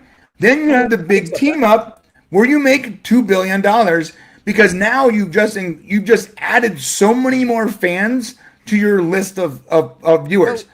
When you cross over 6, I just described phase 1. Yeah, when you cross over 6 movies, fans of the Hulk, fans of Thor, fans of Iron Man, fans of insert character here, even if they're not fans of the other movies, are all going to come to see their movies and be fans of the whole. In fact, it also hedges your bets because if you, let's say you make Thor: The Dark World and it sucked and no one liked it, right? Bad. It was such a bad movie. One of the worst. Look, dude, The Marvels was a better movie than Thor: Dark World. Yeah. But listen, when you get to Avengers and Thor is there, no one is complaining. Because that movie, you hedged your bets. That movie didn't really matter in the grand scope. Right. But when every movie is a team up, now you are completely basing your success on the nostalgia of those characters. And you don't have time to introduce these characters slowly the way you should, where you actually make permanent fans of these individual characters. Yeah, I actually agree with Ken 100%. But let me just say this. I don't think Spider-Man brought in any main single characters that are going to get their own movies. So I think it would be different if, let's say, you did have Spider-Man in this movie with another standalone character, like they did with Doctor Strange, right? In the one of the previous ones. So for this movie, you're not going to get a Punisher. They might stupidly go make a Punisher movie, which would be dumb. That would be stupid. They're not going to have a Black Widow movie by herself again. That'll never happen again, because I think they know it won't make money. What other character did we have? Jean Grey. She's not going to have her own movie. Jean Grey might get her own movie. No, it's going to be next movie. It's going to be called Into the Gray. You could do again, as Brian was saying, lower budget. You could easily do a Winter Soldier movie. You could still do that, and that would do well. Because he's a great character. There's a story to tell. Existing Winter Soldier.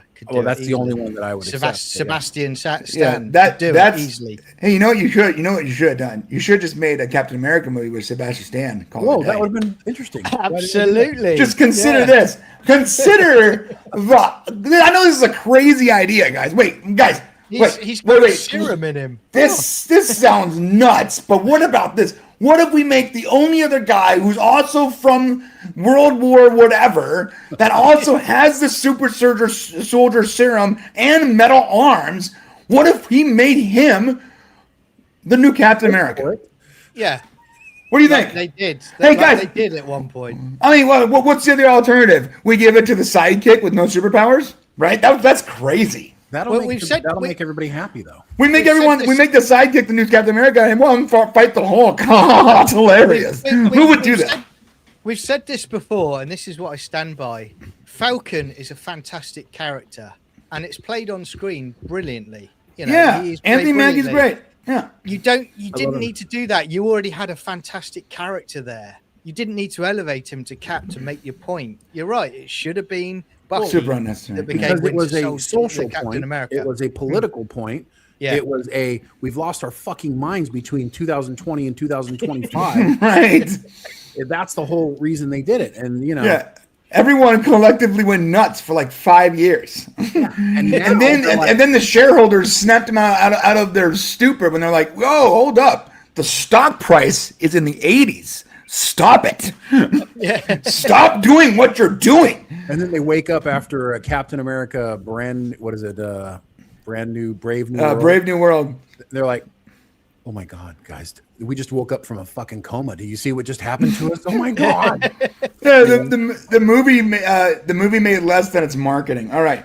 Thank you, Ken, for that. Also from Ken, lol, you're overthinking things again. Brian, the movies don't care about whether it makes sense or not. That is true. That's true. But they should. And can I tell you why? If you want to make 2 billion plus 500 million plus 700 million plus 300 million plus 5 plus 400 million plus 150 million plus another 700 million. If you want to make $5 billion on your first phase, then you have to make sure that at least mostly everything lines up. Because what makes fans permanent is the moment that Cap tries to lift the hammer and he can't, but it still budges a little bit. And the camera, for just a brief moment, shows confusion on Thor's face. Yep, that was perfect. And then 3 or 4 movies later, you pay that off with Captain America saving Thor's butt by using Mjolnir. And the reason why he was not worthy then, but he is worthy now, is because in between those movies, the deception that he was hiding from Iron Man comes out, and he makes amends for it. What makes him worthy is dropping that baggage, that baggage that he had between. He was almost worthy, and he can almost lift it, and it confuses Thor for a brief moment. And then he releases that baggage, and he hatches it out with Tony Stark in a violent way. And in between those movies, he becomes fully worthy. And what makes him truly worthy, let me tell you what makes him truly worthy, is when he decides, when there's no one left, when everyone else is either incapacitated or dead, when everyone he loves has been snapped out of existence, he is the last person on that battlefield against a horde of literal demons and Thanos. And he picks up his broken adamantium, or I guess vibranium shield, and he straps it to his arm, and here's another payoff. He says, I can do this all day, essentially. And he stands back up, broken and bruised and willing to die, not for the world, but for the same people that can't defend themselves. That is what makes him worthy in that moment. And when that hammer goes in his hands, the entire audience loses their minds when he calls the hammer, because they buy it. And it took 7 movies for you to buy that moment. It was a payoff. It was a payoff that was set up for 7 films. You want to make $5 billion? That's how you do it. You can't do it with no payoff. You can't do it with inconsistent plot holes. And you can't do it with characters that didn't earn their keep. Right. Sorry. No, and you make a great argument. And what you're talking about, what you're describing is one of the greatest moments in movie history. So it's like that scene is one of the great. It's like if you say give me the 5 greatest scenes in movie history, that is one of them. And you know the reason, but not on its own. It's not on its own. No, I understand. It's earned. Well, it is 100% earned. Yeah, it is. It is earned, and you feel it because you've taken this long journey. But what I'm trying to say is like that's not easy to do, because you have 100+ years of movie making, and not everybody pulls that off. So they did it the right way. And I don't know if you can do it twice. I mean, you can try. If it was easy to do, then everyone would do it. I'm not asking you to. Look, you want $5 billion from fans? You're gonna have to do what's not easy to do. Well, and you also have to not. You got to understand, like everything that happened when Marvel kicked off was luck. Good writing, creativity, everything was fresh. They casted perfectly. How? I don't know. And they never get all the casting right. Shit, they got all the casting right. It's like Dude, they had the balls to.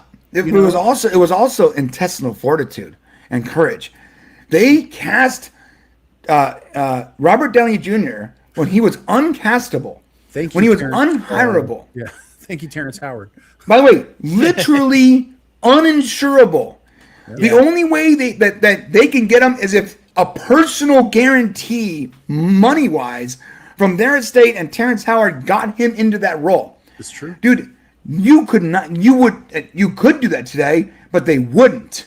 No, there's no. So if they just went back to their past selves, not even 20 years ago, and saw what they did then, they can be just as successful because it takes talent and courage and the willingness to overlook the bad stuff and keep moving forward. But those days are gone, man. So the problem is that the studios have been hijacked by the corporations. The standalone movie maker, if you're not Nolan or you're not Denis Villeneuve, you're not going to have much control over what you're creating. Maybe you still have Kevin Feige, who's got a modicum of control, but Disney's really trying to even close their fists over him.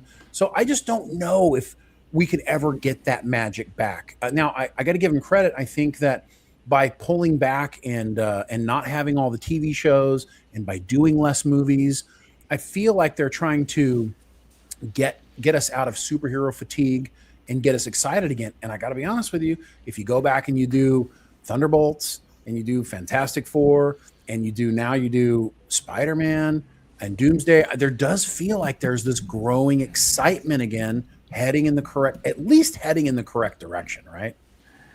Well, and also, yeah. Also, though, when you have more time in between movies, it lessens. Even if the movies are just subpar, it sort of lessens how good or bad the film was. I have this interesting theory that time heals all plot holes, and that there's movies that you are nostalgic about and put on like your top 10 list that if they were released today, they would not be good films. 100% true. But time has really added like a rose-colored filter to. True. And so when you make less Marvel movies, you can go back and be like, you know what, that movie was actually pretty good because you remember the good stuff. A lot of the bad stuff you forget. That's life, guys. By the way, that's life. Yeah. You know why you forget bad things? Because if you remember every bad thing, you'd be a slobbering, suicidal mess. Yeah. I still can't. Your brain has to remember the good stuff, so you don't want to kill yourself all the time. Yes, thank you. Yes, John. I wish I could have. I wish I could forget the Eternals, though. That's still. I'm still. You know what's funny is like that. But time has made the Eternals more interesting to me. Because now I'm like, well, I'll tell you why. It's because they introduced the concept that Thanos wasn't really the villain. But the movie itself sucked. So it's the movie itself sucked, but the concept of the Eternals was like, look, guys, Thanos thought he was the good guy. Right. I've never seen. How is it that a really bad movie somehow makes a really good movie better? Yeah, because it did. It made Endgame better because now I'm like, oh, he's on a righteous war. He thinks he's the good guy in this scenario. Well, hey, better question for you. Why didn't Thanos just like snap a bunch of food in existence so he wouldn't have to kill half of the universe? No, but that movie, no, the Eternals answers that question. No, that was in this movie, the Spider-Man movie. That was the question she asked. Oh yeah. And I wish Thor would have answered that question. I'm sorry, the Hulk or Bruce Banner, because the reason why Thanos didn't snap a bunch of food in, because I feel like that's a normie question. The real reason is because he wasn't trying to save the world, the universe from overpopulation. He was trying to save the universe from the Celestials. From the Celestials, right? That required less life energy. So he bought them another 1,000 years by snapping half of existence out of existence, right? What I find funny is the fact that they even asked that question because it's such an obvious answer as to why. Like, what were they saying there? Like, what was? They were saying the normies haven't seen the Eternals and don't know what the hell's going on. That must be what it is, yeah. Right. Fan Cheered for $2 says, merchandising money more than adequate for Disney. That's true. And making a lot of money, guys. Or it was. When was the last time you bought a Captain Marvel collectible? Do they make those? They did for about 5 minutes. I forgot to get my Ironheart miniature. Yeah, where's your Ironheart Funko Pop or whatever? Listen, look. What you want to know? What drives merchandising? Popularity. The reason why they made a Transformers and a G.I. Joe cartoon and a Voltron cartoon was why, Shane? Sell products. To sell toys of those characters. Yep. The reason why Star Trek kept getting funded even though it had bad ratings was because they kept selling products. You know why Discovery is no longer on the air? It's not just because it was bad. It's because no one bought the merchandise. If Star Trek Discovery was even remotely popular and people supported it with their wallets after the show was gone by buying shirts and hats and collectibles, then they would have kept it going. Look, like not everything that gets good ratings stays on the air, but the ones that get bad ratings that still sell good product do. And this is the entire reason why there's like this shadow market behind movies and TV shows that a lot of people don't realize is there. And it's the collectibles. If you are selling products outside the film or the TV show about that IP that you own, then you can take a loss on a theatrical run or a TV show or whatever, as long as the fan base is still buying the merch. But when this fan base stop buying merch, it's time to wrap it up. Star Wars. Right. Yeah. Because on its own, you make a movie about Mandalorian and Grogu for $300 million, and you market it for $150 million, and it makes $400 million. That means you lost $50 million. Except for if you sold, what's that? They sold some Grogu stuff though. But if you sold an insane amount of Grogu stuff, right, yeah. Then it doesn't matter how much. Those numbers are in my head. I have no idea what the real numbers are. I'm actually just guessing. I bet you I'm close. But here's the deal: you can lose $50 million theatrically if you sold 10,000 baby Grogus at $150 a piece, plus the T-shirts and the collectible plates and lightsabers and the Mando helmets and all that stuff. You can lose $100 million if you make $500 million in merch sales, dude. Yeah. And in the process, collect everyone's emails and their credit card numbers and their phone numbers and addresses, and you have this massive database of people to now advertise your next product to. It's all rinse and repeat, and we're the cattle, dude. But if you stop selling merch, you can't do that anymore. You just can't. Which is why Star Trek, after Strange New Worlds, is gone.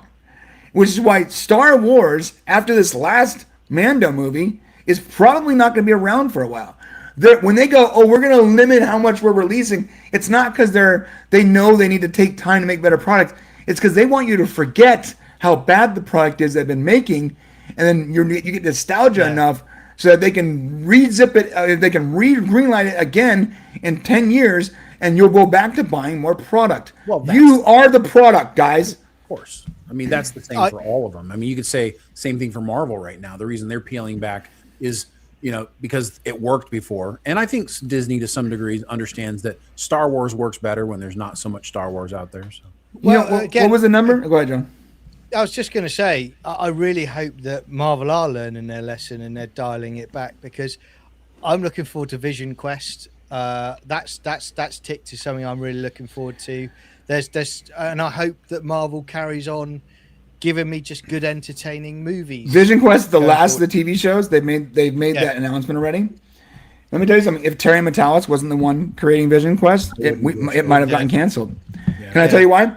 Terry Matalas is the king, at least the ones that we know of being under budget, on time, and delivering a quality product that matches that will both reach normies and fans. Yep. He's very, very good at it. And I think that if any other showrunner was in that place when they started to lose faith in all their Disney Plus series, I bet you they would have canned his stuff. Yep. But he came back with all of his dailies, and they're like, oh, well, it's already done. He's under budget. Let's just release this thing. And it's good. Yeah. That's what they're going to say. I was going to say, like, what was the number? Like, apparently Doomsday is costing like $700 million, right? Easily, yeah. And you got to ask yourself, how in the world do you make money with a budget that high? I'll tell you how. Disney is willing to lose money to reignite the billion-dollar machine that is the MCU. And so they're going to pull out all the stops for Doomsday, and they're going to have marketing a year in advance and a timer that's just perpetually running on a YouTube channel, and the chair watch and all the stuff they've been doing. This is for the sole purpose of getting people unbelievably, ridiculously excited once again about the MCU. And then they've figured it out, just like Shane said. They're going to churn out team-up movie after team-up movie after team-up movie. And in between those team-up movies, they're going to introduce the most popular characters, which is why what? They cast Ryan Gosling as Ghost Rider. That's right. I actually love this casting, even though other people don't. Because it tells me that that Marvel and Feige, they realized that in order to get people to watch this film, they need a face that matches the casting. It can't be Ghost Rider's younger cousin, ethnic, girl, from the hood. It has to be the character. We're not going to just watch it because there's a Marvel logo in front of it. That's what that tells me. Immediately, I go, okay. There's the most important thing. They're not going to watch it just because the Marvel logo is in front of it. There was a time when you put the Marvel logo out there, we're going to show up. Yeah. But they've figured out that this ain't going to go down like that anymore. So right. They have to be careful.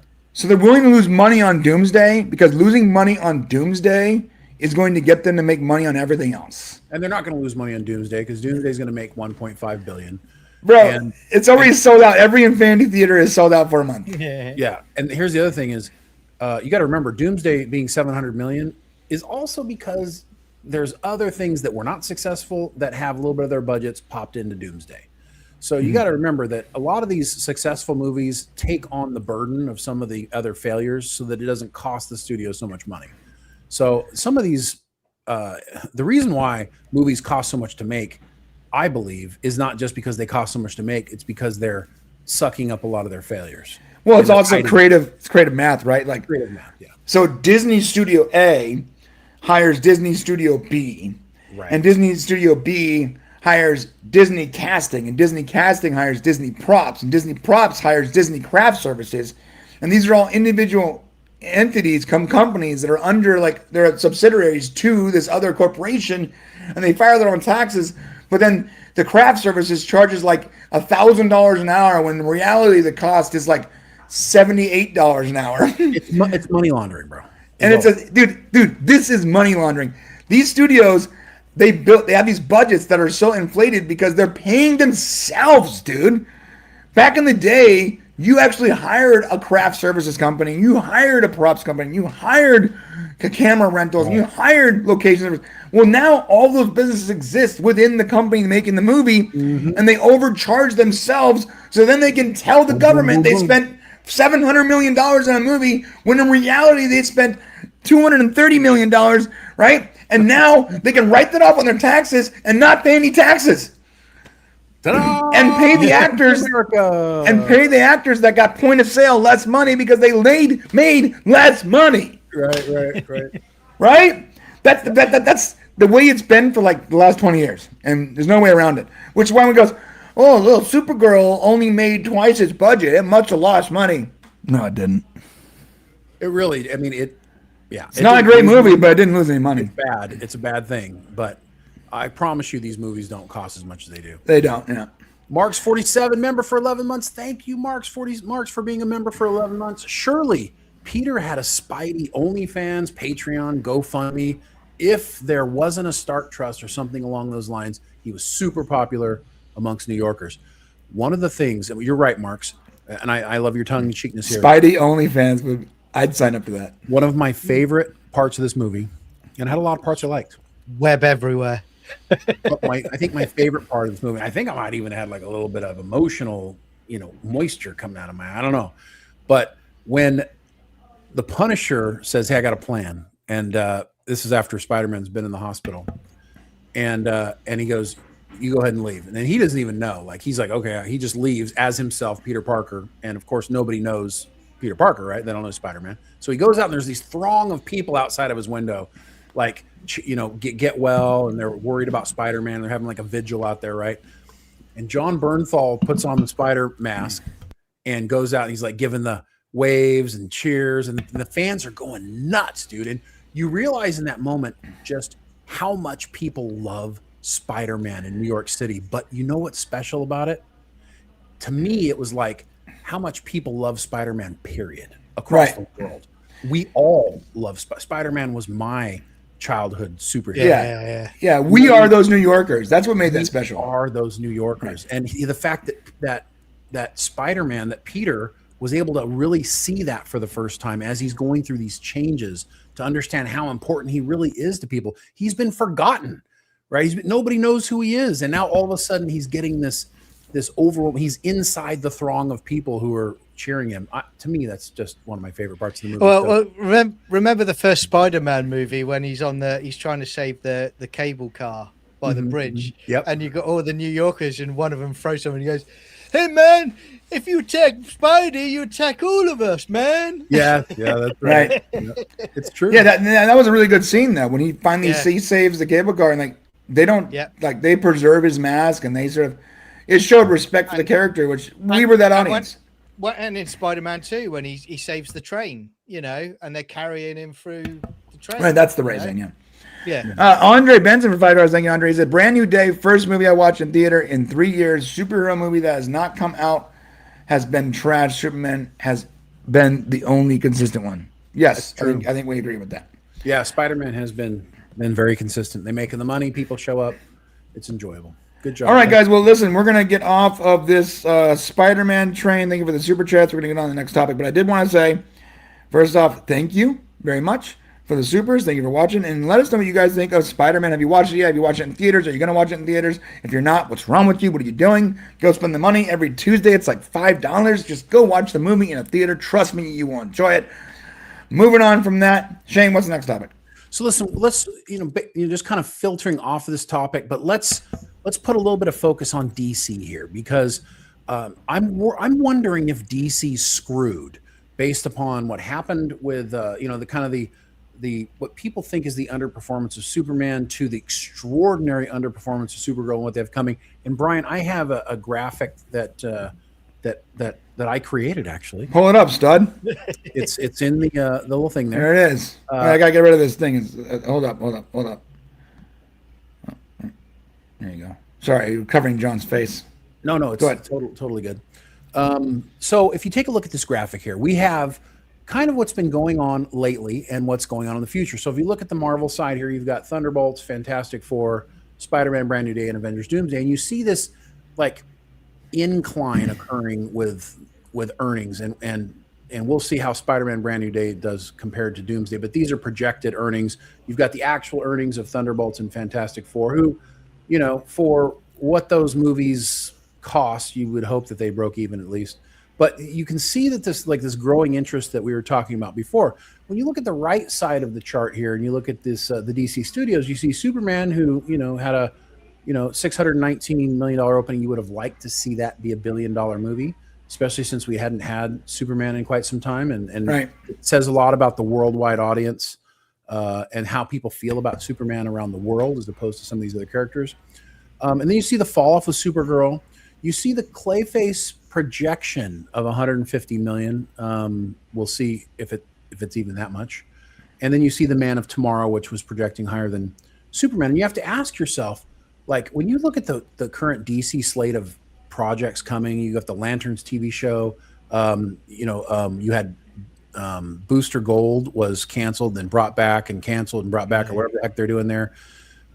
Are you guys concerned that DC's screwed? What do you think? I think Booster Gold, actually, I think as much as I wanted to see Booster Gold, I think Booster Gold was canceled because it wasn't good enough. And that's a James Gunn movie, though. No, it wasn't a James Gunn movie. It was being so James Gunn was overseeing it, but it was. But I mean, that's in his wheelhouse. That's his style, and his right. And you know what worked for James Gunn. And you got to ask the question, and the criticism people levy against DC is, why is James Gunn doing everything? But then on the flip side of that, people that love James Gunn are like, why isn't James Gunn doing everything? And like, you can't have it both ways. as much as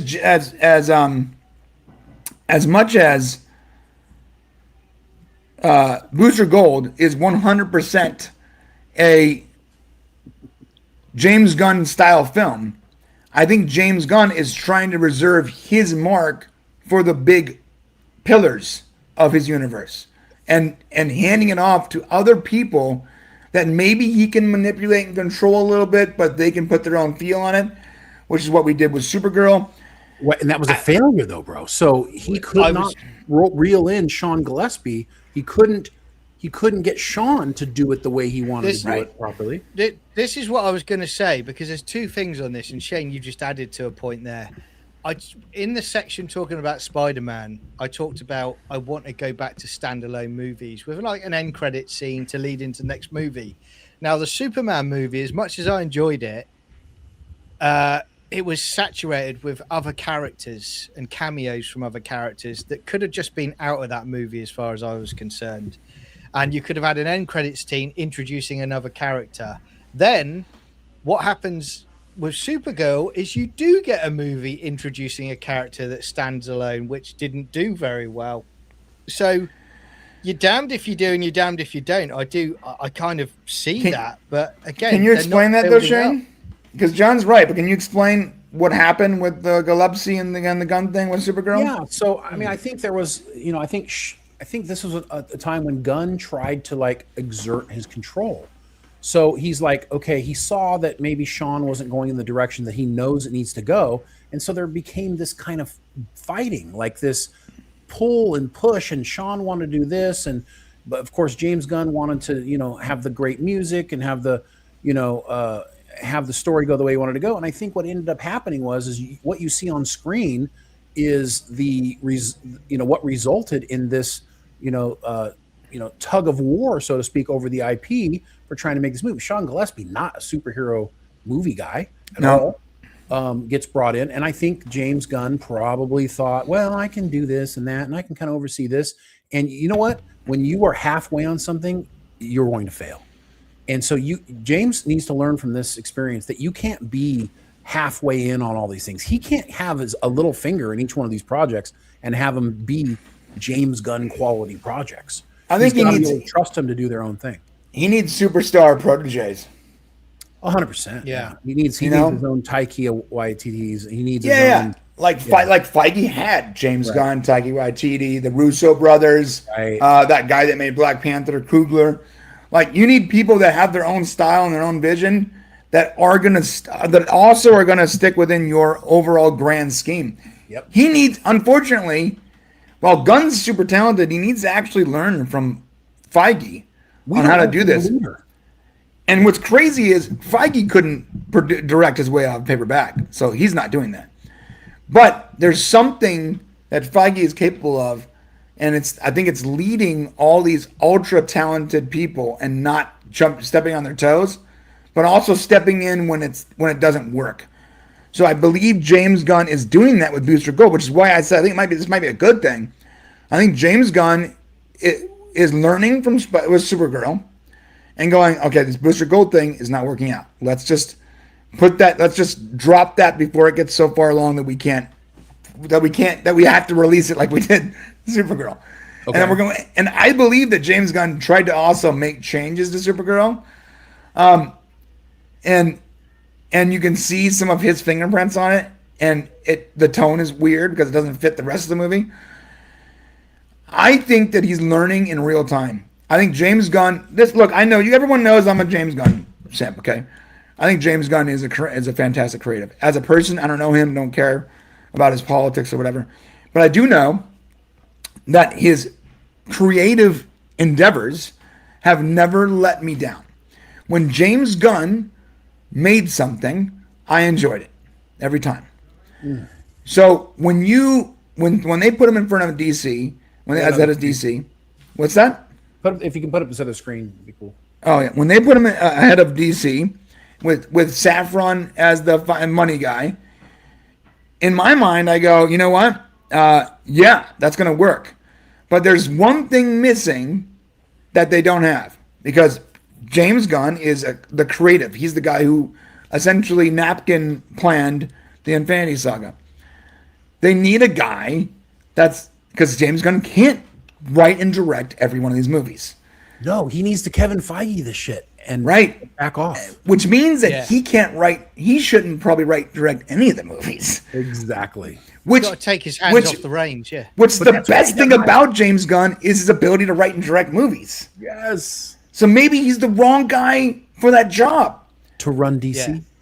Because James Gunn can make a great movie, but can he lead a bunch of arrogant, douchey creatives to also make great movies? Right. Or is James going to be like, F it, like Thanos? He's going to put the glove on and be like, I'll do it myself. I'll do it all. But see, and it's going to take us like 20 years to get to a Justice League movie because he's going to have to write and direct every film like it's an episode of TV. Yeah, but the trouble I've got with it is that I'm no professional in this era in this arena at all. But I would have gone, look, core essentials to start with. Yeah, Batman, you might have a contentious points. You might have to hold off because of Batman 2 or whatever's going on with that. But Superman, he's done.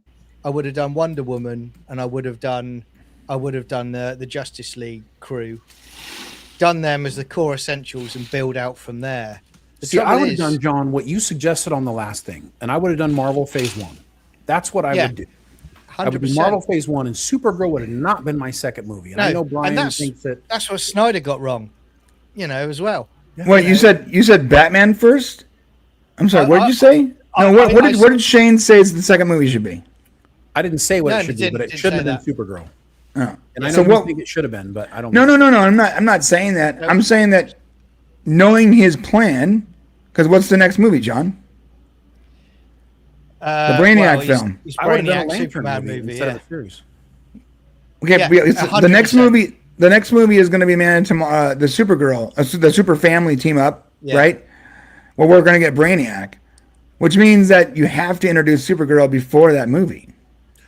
I know that's the logic, but I don't think that's what's popular. Like, who's James Gunn trying to get here? Remember, comic book nerds is about 25% of your audience, okay? And the other 75% are people who want to go watch a good movie. Okay, but hold up. You gotta learn how to make both of them happen. Hold up. We just praised Marvel Phase 1. We did. And they made a bunch of movies that were from characters that weren't popular in order to get them to a team-up movie. You can't just jump into a team-up movie without saying those characters. John, talk. Not in Justice League. I think we're right about you should do it, and I agree with Shane 100%. You should do this like Phase 1. I think where he executed it wrong was he did have Supergirl as a cameo in the Superman movie, but the way she was delivered was wrong.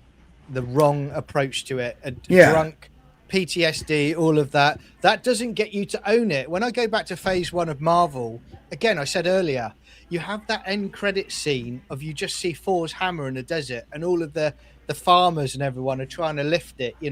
That's brilliant. That gets you excited as a comic book fan, but also as someone just a general audience member, you're curious. You're like, well, what's going on here? That's what they needed to do. And you could have had a brief positive cameo from Supergirl. Yeah, the cameo at the end of Superman. You know what it should have been? It should have been her super pod landing outside the fortress. Exactly. That would have been good. Yeah. That would have been. Yeah. If she's the second one, I still don't know. And I know you want Brainiac. Everybody wants Brainiac. But I still don't. I still think you should have done all the Justice League members proper if you're going to do that. Except for he can't. His hands are tied by this stupid Matt Reeves crap, dude. Just wait and do Batman last. Do everybody else first. Do Green Lantern. Do Martian Manhunter. Do Wonder Woman. Do Aquaman right, maybe. Yeah, Aquaman's hard. I know. Man. Aquaman's hard. But he could have been done better. I think you can. Well, we're only 2 movies. By the way, we're only 2 movies into the new DC. But I will say about Aquaman, though, guys. I will say about Aquaman as a guy that lives in the UK, international. I never thought I'd see Captain America become so loved as he was from doing a Captain America movie. Never saw that in a million years. Right. And yet Marvel made that were arguably one of the best characters in the whole Marvel universe. Okay, hold up too. Aquaman, This list is wrong, Shane. Well, it's the okay. So Yeah, Creature Commandos, Harley Quinn, all been canceled. Been canned, but the core of what is still coming is in here. So, and I couldn't find anything that had it specific. Yeah, so the Gods and Monsters plan was mostly for animated and series, not for movies. They actually didn't release what all the movies were going to be. But how exciting is a Jimmy fucking Olsen movie going to be, or TV? Well, it's not. Yeah, it's a TV show. Stupid. So they're purposely holding back on what movies are coming out because I don't think they know yet, dude. Or at least what's up? You know what movies we got? We got Clayface, and we got Man of Tomorrow, and that's going through 2028. Yeah, I don't know why we're doing Clayface, but I'm excited to see it. I don't know why we're doing it though. Fun, but why are we doing Clayface? Exactly that, and again, well, he's not doing it though, is he? I don't know, but it does. But he said, "Let's do it." It does fit a James Gunn type of movie, but you're right; it's wrong for what DC needs right at this moment. Unless there's like a Batman setup at some point, and he's trying to not for a while backdoor a Batman into the DCU somehow. Dude, if Batman 2 makes $1 billion, he is effed. Yeah. Effed. I feel so sorry for James Gunn with this stupid Matt Reeves crap. In fact, everything about the Batman makes me hate the Batman. I didn't like the movie. I don't like James. Come on in, just don't be on camera. Sorry, guys. I didn't like the movie. I don't like Matt Reeves. Matt Reeves is a weirdo, bro. And I don't like the fact that this movie made a ton of money because every Batman movie makes a ton of money.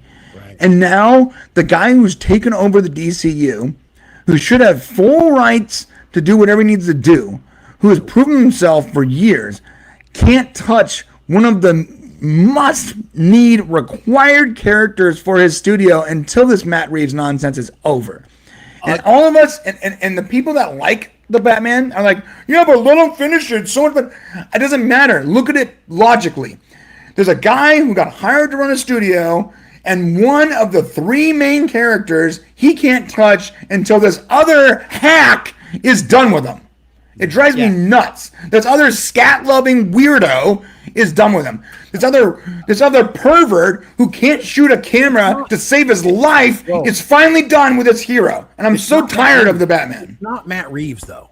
Matt Reeves sucks. He's overrated, bro. It's not Matt Reeves. It's the fact that he made $1 billion with his Batman.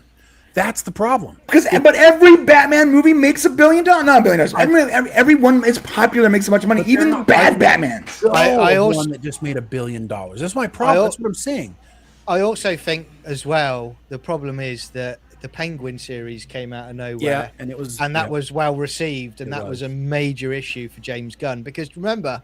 Before that, he was talking about Elseworlds movies. There was going to be the Matt Reeves Batman as an Elseworlds. Yeah, because I think he was trying to Brave and the Bold. Yeah. Yeah, you know what he was trying to do? I think he was like, how can I let Matt Reeves do his own thing? Because Zaslav is forcing me to, and keep doing my thing. I got to push this into an Elseworlds. But the concept of Elseworlds is so foreign to normies, you guys. I hate it.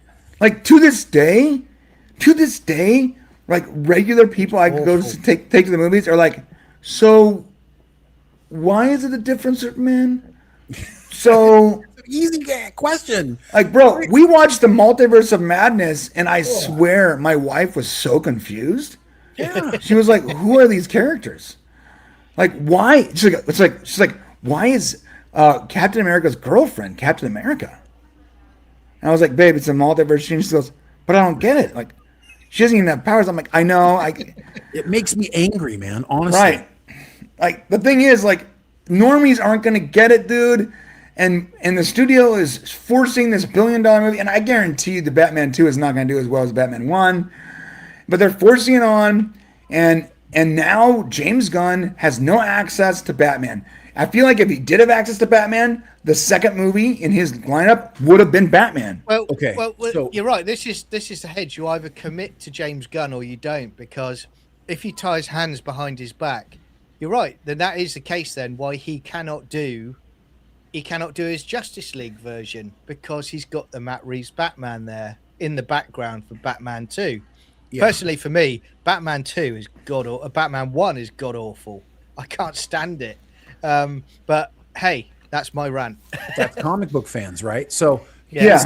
So I by the way, I'm going to be very clear. For anyone think that there's hyperbole here, there isn't. I think the Matt Reeves movie, The Batman, sucks.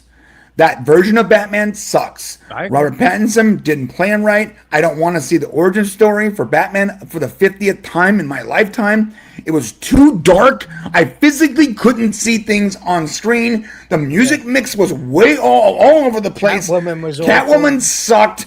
Everything about that movie was subpar, but there's people out there who praise it like it's the second coming of Christ, and I'm confused. Well, listen, if it makes 500 million, they're going to let James Gunn do what he wants to do.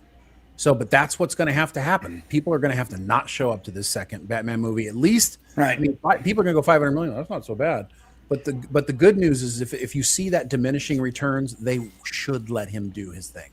Right. I agree. I agree with you a few minutes ago, Shane. I think that he should have done a Green Lantern movie, not a series. I agree.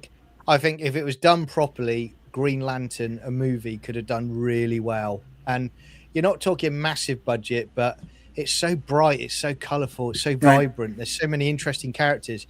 You could go so far with it. The trouble is,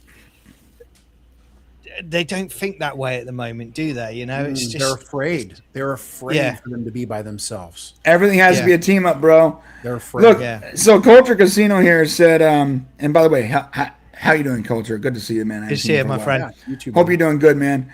He said, so far, Gunn hasn't done anything defensible with Superman and Supergirl. Lantern is a great, Peacemaker great. I would disagree with you. I loved Superman. But the reason I pulled your comment up is because I agree with John. I loved the Superman 2025. I thought it was a great movie. Super great, vibrant, comic filled. I had a great time with it. I've seen it a few times. But it wasn't a Superman movie, was it? No, it wasn't. No. He was the main character, but it was a team-up movie. It was a team-up movie. You're right. Every movie apparently has to be a freaking team-up movie. Yeah. We can't, even Supergirl, which they adopted Woman of Tomorrow, I get it. But Lobo's in the movie. Yep. Lobo's got to be in the film.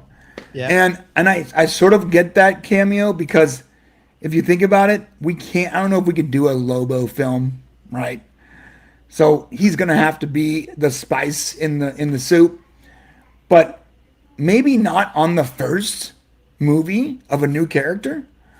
So if I had my way in the multiverse of Brian's, there's a version of Superman that goes exactly how it was, right? Maybe a couple less characters, but pretty much the same.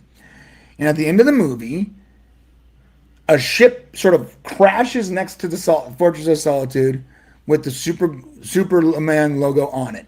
And that's it.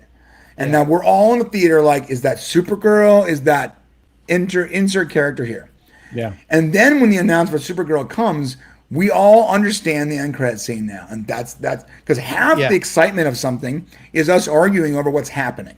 Now, we get to Supergirl, and we don't have to have drunk Supergirl. You can actually start, instead of having flashbacks in Supergirl, where it's flashbacks to her and Clark, you start with her introduction to Clark. And then that movie is when she takes off to space after having a hard time on Earth because of her parents, and then she's off, and she hurt some people, and she's not a great hero, but they somehow save the day, and it's sort of a team-up movie between these two characters, but she's the focus, and she takes off like, I gotta go find myself, and then you can have the Woman of Tomorrow movie. Once again, we're slow playing the character a little bit. What's that? Say that. Repeat yourself. What did you say? What movie? Once again, we can have the Woman of Tomorrow movie after she leaves Earth. So instead of a bunch of flashbacks to her time with Clark, actually show us that time with Clark. Show Clark making a suit for her, trying to teach her how to be a superhero, them fighting some villain together. They're able to defeat, but she maybe goes a little too hard and she kills him or something. It's something emotional. That's the Supergirl standalone. Well, right. The next movie, if you want to introduce these characters slowly with the team up aspect, have the focus be Supergirl, in and have the character be with Superman before she F's off to space, bro. Well, also, guys, and coming on to what you said, Brian, about the 2025 Superman, I like this. I like that film, but I never beautiful, felt, colorful. I never felt through that film that Superman had earned his chops in it. Agreed. Because and I'll be honest with this. You get to that scene towards the end of the movie where you've got Guy Gardner, basically, and the team up, with Hawkgirl, and they're basically stopping the tanks and everything. That should have been a Superman moment. And also, when you go back to Christopher Reeve's Superman, all of that is earned because he's doing it himself. That's his movie. Well, dude, when the coolest part of your movie is not Superman and it's Mr. Terrific, you got a problem. Super rad. By the way, you want to talk about another solo movie that Gunn should be doing right now? Is Mr. Terrific. What are you doing? The second that movie comes out and everyone is in love with that character, hey, guess what, guys? At least temporarily, you have your Batman. That can be your Batman until you can deal with this Matt Reeves. You've developed a version of Batman you can use. That makes sense. Yeah, Mr. Terrific is Phase 1 Marvel. Like I said about Cap earlier, because it's a character nobody is expecting to like at all, but they love him in that movie. Embrace it. Do the movie. Yeah, I feel like if you only had Mr. Terrific in that movie with Superman, and you didn't have Hawkgirl or Guy Gardner. No Guy Gardner. Right? Just Mr. Terrific helping out Superman, then you almost have like a Batman surrogate of a way. You can have the same film and Superman, and add 10 minutes to it because Superman has to zip across to deal with this issue. And when the kid is like Superman actual comes down. Yes. And Mr. Terrific is wrapping up the nonsense with Lex. Like, you could have done all of that. And then at the very end of that film is when that ship comes down next to the fortress, and all that, and it's the tease. And we didn't have to have Guy Gardner or Hawkgirl. As much as I love Nathan Fillion and I liked him in the movie, you don't have to have him. You could have. No. And again, slow play it. Play it. James Gunn, who is my age, should have known that he needed to go back to what made Christopher Reeve great, what made that Superman so wonderful, and he should have pulled an essence of that into the movie, which he did not do. Do you know what the Reeve movie, the moment for me, and it's not the action scenes as a kid, it's the iconic moment where he catches Lois in the helicopter and she says, "You've got me, who's got you?" Yes. That's straight away, that is the moment for me, and I'm like, this is fantastic. I love it, and I've loved it since I was a kid. It's his honor, it's his character. But you got James Gunn. And this isn't a redo of Superman. It's when you look at the slate of things to come, whether it's the Jimmy Olsen show, whether it's all the stuff, you look at it and go, "What is this stuff?" But remember, I'm gonna go back to that so you can see it. This is. Half this stuff is not happening. If you don't look at this, what's actually coming? Do you know? So all we know is that they talked about doing a Jimmy Olsen TV series. There's a list. There's an actual list of more things out there that he. I'm not done talking.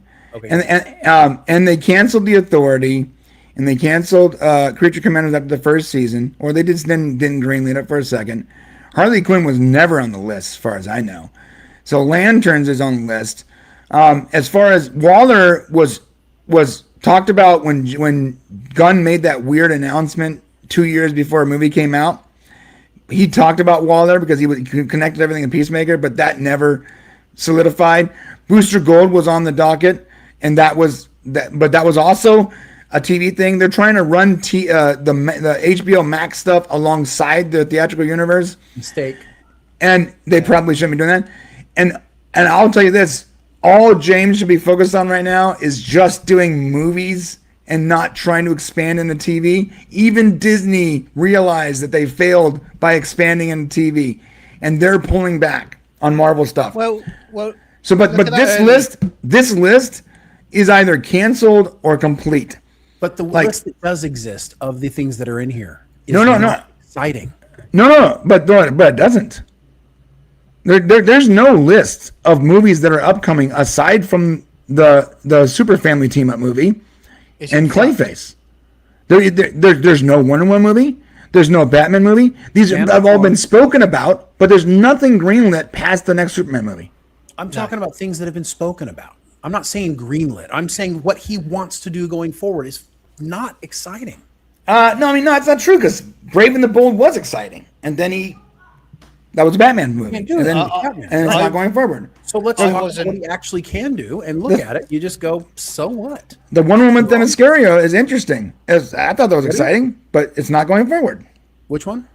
Or it's not, or it's stalled, or they're just not, or they only talked about that one time and they haven't spoken about it since. The Wonder Woman Themyscira origin story is Wonder Woman. I would love a Wonder Woman thing. That they literally spoke. They spoke about that, and nothing since then has come to bearing. We know. Go ahead, John. Yeah, I was just saying. I think it's all in flux at the moment. I think I'm no expert on this, but I think they're desperately trying to think. Oh my gosh, your face is covered up. Sorry, bud. That's all right, mate. Yeah, culture. Damn you! Keep doing this, you son of a. I just think screwed was the original question. At this moment in time, I think it is, unless there's a course correction very, very quickly. But guys, a course correction after 2 movies? Yeah, but again, wrong. Like that's we like Superman 2025, and as I just said, there are elements of it that I just think Superman didn't earn anything in that film. So Supergirl, what came out after Iron Man, the first movie of Phase 1 in Marvel? It was Thor, wasn't it? No, you're right. It was 4, wasn't it? Right. And Thor. No, it wasn't. It was Iron Man 2, I think. It was the Hulk movie from Universal, wasn't it? Because at the end of Iron Man, was it Iron Man in the credits? You're right. There was General Ross. but it was owned by Universal. So technically, that's the movie. And that movie did very poorly. Most people didn't like it. And what did they do? They course corrected when that happened. Yes. Right. They had Robert Downey Jr. and it was good. No. Listen, you're backwards. What movie came out after Iron Man? I thought that was a Universal Hulk. Right. So what Marvel movie came out, as in owned by Disney that they can control, came out after Iron Man? So was that movie not owned by Disney? It wasn't. It's owned by Universal. Iron Man 2 came out, which is why they can't use the Hulk in a standalone Hulk movie. After Hulk, so it was Iron Man 2, right? Yeah. And then Thor. So Iron Man 2 was not as popular, it made less money, and was not as critically received as Iron Man 1. But they didn't stop, and then Thor came out. And Thor was not as popular, didn't make as much money, and not as well received even as Iron Man 2. But they didn't stop. But people saw Chris Hemsworth and said, okay, that's Thor. And everyone that saw Supergirl saw Millie Alcock and said she looks like Supergirl. That's not true. Not everyone. No. Okay, but not everyone thought Chris Hemsworth looked like Thor either. I think everybody thought he was pretty successful. Most people. Do you know what about that? I'm sorry, but we're talking about doomsday scenarios, not Marvel, but like action scenarios with DC after their second film. But no one was talking about that with Marvel after 4 movies that didn't do well. But do you know what? Do you know what I will add? No, that's not true. Thor didn't do well. Thor: Dark World didn't do well. What I'll add? Iron Man 1 did, yes. And Iron Man 2 made money. Yeah. So go ahead, bro. Yeah. What I'll add about Phase 1 of Marvel though is the fact if you watch those movies, every one of those characters, with the exception of the Hulk Norton movie, they earn their hero status. Right. You know, each one of them has something that they have to pick themselves up, become that hero, and that happens. Like, look at Thor. He loses. He's not worthy anymore. Odin is basically whoever is worthy has the power of Thor. He has to earn it because he's too arrogant in that first film. They do that. The trouble I've got with the Gunverse so far, and the 2025 Superman, as I said, there's some great moments in it. I enjoy the movie, but I don't think even going to the end of that movie that Superman has earned it as his chops as being he is that hero that I knew Superman to be. So what you need is you need origin stories. But like, do we have time to have origin stories for every one of these characters again? I think you've got to trust. You guys the content. seem to think we do. Yeah, I think you've got to trust the source material, and you've got to go, look, okay, if we want to take this seriously at DC, we need to do them properly. We need to develop these characters. Right. We need to have those origins. But that's the catch, though, bro. That's the rub, because the studio wants you to get to a team up, and the creative has to somehow get the buy-off from the audience. And we've already seen Superman's origin story 25 times. Listen, guys, you guys have poor memory, and we all have poor memory on this. If you go back to phase 1 and you look at the Infinity Saga for MCU, Iron Man came out in 2008, okay? The Incredible Hulk came out also in 2008. Don't include the Incredible Hulk. It wasn't part of Marvel. Just listen to me for a second, okay? Then in 2010, Iron Man 2 came out.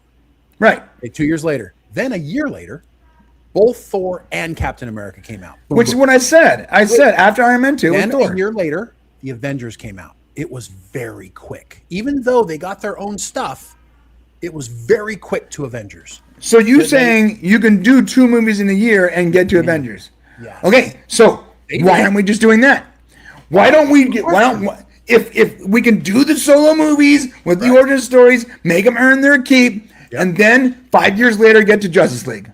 Yeah. Or Justice League Light. 4 years later. 4 years later. No, you're right. So why aren't they doing that? Why does it take 3 years to get to a movie? Why does it take 4 years to get to a season 2 of a TV show? Why is everything taking so much damn time?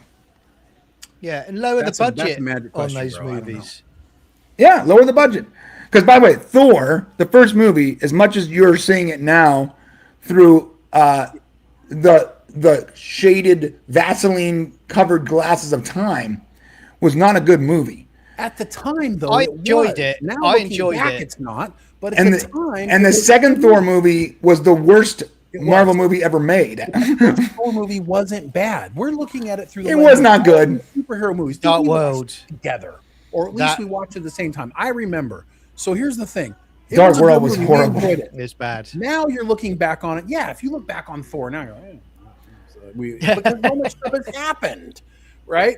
But it's what we got out of it was Chris Hemsworth. What we got out of Captain America was Captain America was a good movie. and what Yeah. we got was people who were perfect for their roles, just like Mr. Terrific is perfect. The actor. Yeah, you gotta green light a movie. You know, when you find those people, you hold on to them and you grow your product, and that's what DC's problem is right now. And Millie Alcock looks like Supergirl.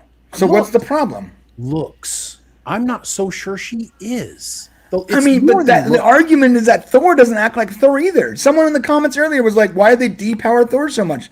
There's going to be people that don't like the Thor character because of what they've done with him. But Chris Hemsworth looks like the character. It's not just he looks like him, and to me anyways, and maybe to 75% of the people who are going to watch this stuff, he embodies everything I want Thor to be. I'll be straight up. I think the reason you guys are looking at after 2 movies and you're asking the question is DC screwed is because of the online, the social aspect of it that will never let go of DC. I mean, the Snyderverse, because it's only been 2 movies and not a single person said anything about Marvel until for 6 movies. Good. Go ahead, John. Sorry, I was just going to say my reason for it is nothing to do with social media, mate. What it comes back to is what it comes back to, and I'll say it again. When I watch, I constantly go back to a Christopher Reeve Superman movie. Constantly, I love it. I adore it because I think it's just brilliant. Not perfect. The first one or the but it's fourth fantastic. Yeah, you bastard. And the trouble I've got with the 2025 Superman movie, I enjoyed it. As I said, I don't think he earns it in that movie. But again, I can't think of the next time I want to put that on again. The Supergirl movie, I've cards on the table. I haven't seen it yet, and it's because I will watch it. I will give it my honest review, but it's nothing to do with other people. It's the thing is, I see it and I think to myself, I don't know. I just don't feel Supergirl. There's a Supergirl movie there. That's my mindset, and I think every time I see a James Gunn movie at the moment, I'm thinking It's worse than Thor: Dark World, bro. No, it's not. That's bullcrap. No. Worse That's than Thor: Dark World. okay. What he just said is, I don't know why he's saying It that. is. That's not true. To me, 100% it is. What are you talking about, dude? Supergirl is a horrible movie, bro. No, it's not. It's Well, an I don't know where you. That's not what you said in our review. So I don't know where you're I getting said that. I couldn't. I said it was a terrible movie. Millie Alcock was not the problem of the movie. It was everything else, but it was a terrible movie. Yeah, the story with the finding the girl. Basically, I call it the Mandalorian problem. Oh, because it goes back further than the True Grit problem. Yes, I know, but Mandalorian made it super prevalent now. Yeah. But True Grit, the Professional. There's a lot of movies that do this. The hero that has to find. We need to come in. Okay, just don't fly on camera. Are you done? No. The hero that has to find its young sidekick and rescue it. I'm so tired of that. I'm so unbelievably tired of that in every way. True. And so when I saw they were doing that again with the Supergirl, I was a little bummed out because even if that comic book run was insanely popular, hey, what's up? My wife is twerking. Sorry, it's distracting me. All right. Even if that comic book run was popular, and we've been saying that you have the numbers on what comic book people bought, you should just copy those. I know they're doing that. That's what they're doing. They did that one, but we're tired of that trope. And I didn't like the Ruthie character, and there's a lot of things I didn't like about Supergirl. But ultimately, I thought Millie Alcock looks like and acted like Supergirl. I don't think I don't know if she acted like her, but she looks like her. So I mean, comic book Supergirl, she definitely did act like she's aggressive and drunk and sort of like maybe I don't want a messy Supergirl. Sort of hard, but that's the character, John. That's the character, bro. Maybe they it is character out there. So in my mind, I'm like, look, even if I don't like this movie very much, there's character development here with the character, so keep going. But you're asking the question: is DC screwed? And it's only been one bad movie. It just feels like it, dude. When you look at what's coming, it feels like it. And you can look at it and go. But I'm gonna go back to this. I'm gonna go back to this tab. Okay, that's not an accurate list. Let's talk about what we know. Oh wait, it's gone. I mean, Sorry. all I know is Jimmy Olsen. I can't get past the Jimmy Olsen thing. That's you know what? That's a TV show and a rumor. It hasn't even happened yet. James Gunn is so stuck in his own crap. He can't get outside of putting Nathan Fillion in every damn movie. He sees this little clever Jimmy Olsen thing. Oh, let's make a TV show out of it. James Gunn's starting to piss me off. Okay, bro. But again, it hasn't happened yet. That's what he wants to do, though, bro. You see what I'm saying? Like as an HBO Max thing to replace Peacemaker. That's it. Start preparing for Justice League. Period. But they haven't even talked about the next movie after the next Superman movie. 2032, we'll figure it out, guys. What do you think? Me personally, okay, and this is the thing with DC. Me personally, I'm looking for that DC movie that's going to get me excited. Right. And I have to say, the excitement is not there at the moment. If tomorrow he came out and he announced, right, we are doing a Green Lantern movie, the Green Lantern Corps. Right. Sign me up. I'm super excited about that. I will talk about that till the cows come home. I agree with you. I don't think Lanterns should have been a TV show, but it might be the TV show that's setting up a Jon Stewart Green Lantern movie. Just don't. Could well be. Stop. This is my no. If this is what he's doing, it doesn't feel right. It's not right. Hold up. No. If what he's doing with this TV show is what I think it is, it actually makes sense. The studio doesn't want to waste time and money on origin stories. So what if Max is where the origin story is and the movie is about the character? The movie is the $1 billion movie. What if that's what James Gunn's trying to do with Lanterns? And Lanterns has so much lore. What's that? Origins deserves an origin story, bro. Like of all the characters that we don't know enough about from the movie universe, that's the one. You cannot do Lanterns is too rich. It just like we've talked about this. There's some stories you can't do in a movie. They just can't be done because there's too much story there. Lanterns is probably the most lore heavy characters in the entire DC universe. If you're going to do a TV series because of the fact that it's too difficult to say, then don't stick them in some small Midwestern town where we don't even see any of that. We don't even know if that's the case. I'm just saying, like, you could have done this so much different to get people excited about it. We don't even know if that's what they're doing. We haven't seen that yet. Are you excited about it? I'm excited about Lanterns. Yes. Are you excited about what DC's doing? I'm excited about Brainiac, and that's all I know about. Do you know? All I know about is the Brainiac movie. That's all I know about. Do you know what? I was sucks not. That's all that you know about, because that means that there's something wrong. No, they just haven't marketed anything else. I was never a fan of the Snyderverse. I was never a fan of it. I'll be honest. That's John, me. they'll come get you. Yeah, they'll come get you. They're hunting me. But by the way, I'm going to offset what he said. I loved it. Please don't hurt us. but I will say, when we had the Snyder Cut, and I always laugh about Snyder Cut because it's flipping 4 hours long. He didn't. I cut love the anything Snyder out of Cut. I'm it. just saying. Yeah, I loved it too. What I love about it is you see that that flashback, the fight scene, and you see the lantern fighting, and you see the power ring going off to find the new lantern.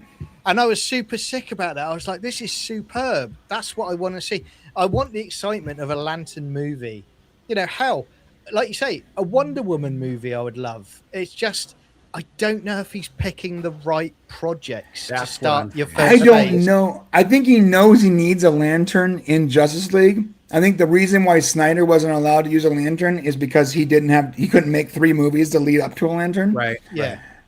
I think Gunn knows that he needs a lantern in the Justice League. Have to have it. He has to have it. And that means that you have to tell the lantern story before a lantern can join the cinematic universe. I'm okay with that. I'm just not sure this is the right way.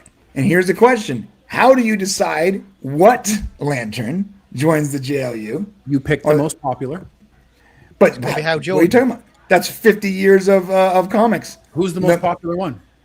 Hal. John just said the answer. No, that's not true. No, to you old F's it is. But to me, it's Jon Stewart. I'll be honest with you. Because I Hal Jordan. Because you grew up watching Super Friends. I grew up watching Justice League Unlimited. I know. And Jon Stewart was Justice League Unlimited. I got you. And so, from my perspective, the most popular one is Jon Stewart. I understand the most storied one is Hal Jordan, but how do you choose which one?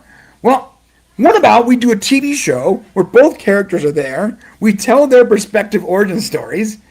We figure out which person they like most, and that's the one we put in jail. That's going to go down. The trouble is, and again, I don't know. I don't know how it's going to work, but I don't know. I'll quickly throw in the fact that the Ryan Reynolds Green Lantern movie was poor, but there were some wonderful moments in it. How they did Oa and all of that. They just picked the wrong guy to play Hal Jordan. If they you put Deadpool as Hal Jordan. That's a problem. Exactly. It wasn't. I said it before. A certain guy who is playing Guy Gardner now, he should have been Hal Jordan in that movie at that time. He was perfect to play Hal Jordan. Oh, back then, yeah. Nathan Fillion. Yeah. No, you're right. Nathan Fillion should have been Hal Jordan. Right? Back in the day. Yeah. Which, by the way, I think the reason why Gunn made him Green Lantern, Guy Gardner, is because so many people wanted fan cast Nathan Fillion as Green Lantern, and they didn't get what they wanted. I think James Gunn was like, let's give him at least a taste of what they asked for. Made a mistake putting Guy Gardner in the Superman movie. I really feel like they made a mistake there. Actually, I know. I mean, yes, he didn't have to be in the movie, but I did like the character. I think that's a weird tone for the Lanterns. They made a mistake, in my opinion, with filling it with, and they say at the beginning scroll about metahumans, that they exist and all of that. That should have come later, but I suspect why he's done it, and this goes back to what you said, Brian, is the fact that he's going, I've got to get these in here because, the second Superman movie is potentially going to be Brainiac, and I'm going to need all of them in the Brainiac movie. And can I tell you, I think that part of it is James Gunn wants to give fans Brainiac. I know. And which means you have to introduce all this insanity as soon as possible. Because if you wanted to do Brainiac in a cinematic universe, right, properly, I think the way we're talking about, it would take 12 movies. He'd be the Thanos. Because you need all these characters in this movie. Couldn't you have done anybody but Supergirl? Is there another character we could have done besides? No, because Brainiac is tied directly to Supergirl. Couldn't we put her later? No, because if you want to be comics accurate, and you gotta admit James Gunn has been pretty comics accurate. That's true. Brainiac is tied directly to the Supergirl. I'm sorry, the Supergirl is tied directly to the Brainiac story. In fact, if the camera can't see you, just walk by. It's okay, babe. Come here. All right, whatever. Won't hurt your family. Basically, in the comics, a big part of the comic thing is that the city of Kandor, that was called Kandor, right? Yeah, the one that Supergirl's from. That city is not destroyed. Was actually saved when Brainiac saw it floating in the middle of nowhere, shrunk it down and added to his collection, and that's also what tells him basically how to get to Earth.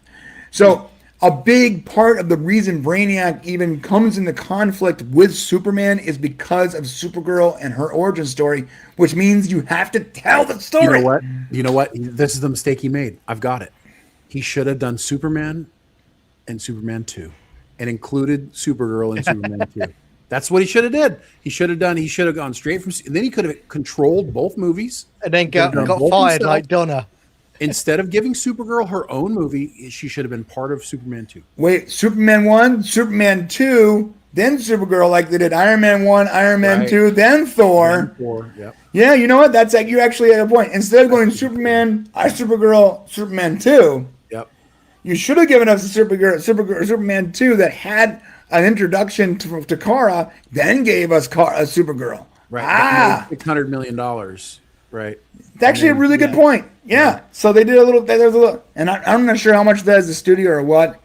Like Culture Casino here says, Bat Pat Sparkle Pants wasn't good. Who greenlit the sequel then? Freaking Warner Brothers did. Because James Gunn is on record saying his hands are tied. So it's true.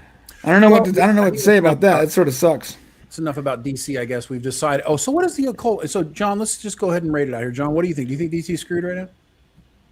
I don't think it's in a good, healthy position. No.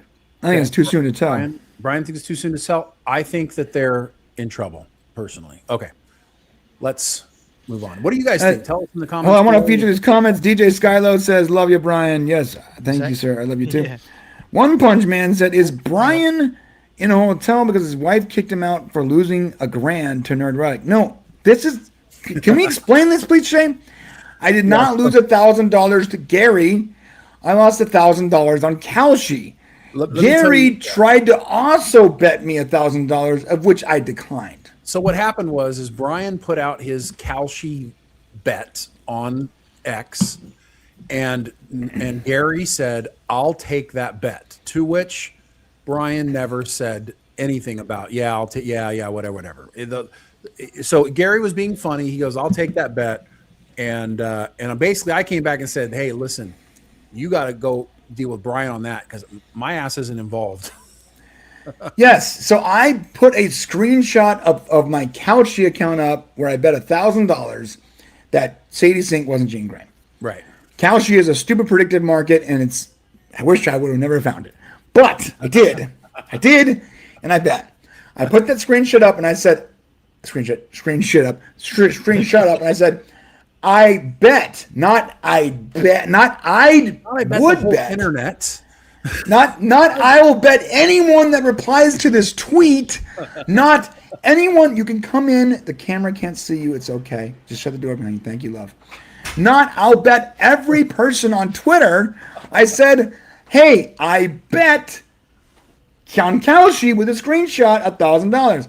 And everyone that didn't read the whole tweet or didn't see the screenshot or just, I don't know, their ADHD brains just sort of skimmed over it. Was like, oh my God. Gary said, I'll take that bet. And now this guy owes me $1,000 now. Blah, blah, blah. What are you talking about? Nerdrotic's like, I'll take that bet. So now everybody thinks that you and he bet each other, which is I funny. did not bet. Gary is a lovely man. I did not bet him $1,000. He wanted to bet me. I declined. And he was right. And had I bet him, I would owe him $1,000. And he did send me a PayPal link for some reason to give him $1,000. But I did not bet Gary $1,000. I bet Kalshi. And Kalshi has that money now. Thank you very much. That's the answer to that one. This is from Wallrads for $10. Thank you, Wallrads. Oh, thank you, Wallrads. Picard Season 3 is beautiful. Please re-review. Every rewatch reveals more. Picard wounded by Riker's rejection, i.e. his family. Only for Riker to stand by him on Enterprise D as Picard does for Jack. Yes, fantastic. We talked about that in great detail. Yeah, love it. I think if someday we might go back and actually do that again. If we continue getting shit Star Trek, we'll have to rewatch Picard season. Oh yeah, yeah. Rec Thoughts, member for 32 months. Thank you, Rec, for being a member, dude. He has a good question for you, Shane. Go ahead and read it. Hold on, Shane. People asked why Iron Man back in the day. Okay, great point. That character, the Iron Man character, nobody gave a shit about. He was not one of the most popular comic book characters when they selected him. But Iron Man is Marvel's Batman. Like that is, basically Marvel's Batman. And when they cast Robert Downey Jr., I knew in that moment they cast a genius. I remember back when he did Chaplin, I was like, this guy's going to be the greatest actor of our time. Kiss, kiss, bang, bang. Kiss, kiss, bang, bang. He was just so good. And because when he became Iron Man, when you saw him as Tony Stark, you went, oh shit, like that's perfect. Yeah, that's Tony Stark. Yeah. And then his acting is incredible. So yeah, they got lucky. The only better casting for Tony Stark at the time would have been Nathan Stark from Eureka. Okay. But you would have had to have gone back in time and got that actor in his prime. So yeah, right. But again, it hedged. You needed someone strong to hold tight to build that universe, and they got Robert Downey Jr. As I said, Shane. I think that maybe that is possibly a DC problem at the moment. They needed someone like that. Who's their great actor? Who's their great actor right now? Well, see, and you can't cast a well-known actor for Superman. And that's fine. Even Robert Downey Jr. wasn't. People knew who he was, but he wasn't a superstar yet. But you grab that. I mean, is David Corenswet going to be a great actor? I think David Corenswet is a good Superman, but we haven't seen enough to determine whether or not he's a good actor. That's fair. Yeah. I mean, we'll see how he does. I'm going to give him the next movie for sure. But I'm just saying, like, you knew Robert Downey Jr. was the man, and had they cast anybody else, there may be no Marvel Cinematic Universe. Kiss Kiss Bang Bang was one of my favorite movies growing up. Good. You could see his charisma in that. Right, movie. he was so charismatic. Yeah. All right, so thank you for that. But yeah, you got a good point, Rec. And you know what? No one knew who Rocket Raccoon was before James Gunn got to him. No one. I'm a comic book guy, and I skipped every Guardians comic because it didn't look interesting. I was like, I'm not going to read a comic book about a talking tree and a raccoon. I'm sorry. And then I saw the movie. I'm like, I should not have skipped those comics. I think you're right. I think he's brilliant there. I think the difference, though, is he wasn't building out a universe. And I think if he was, if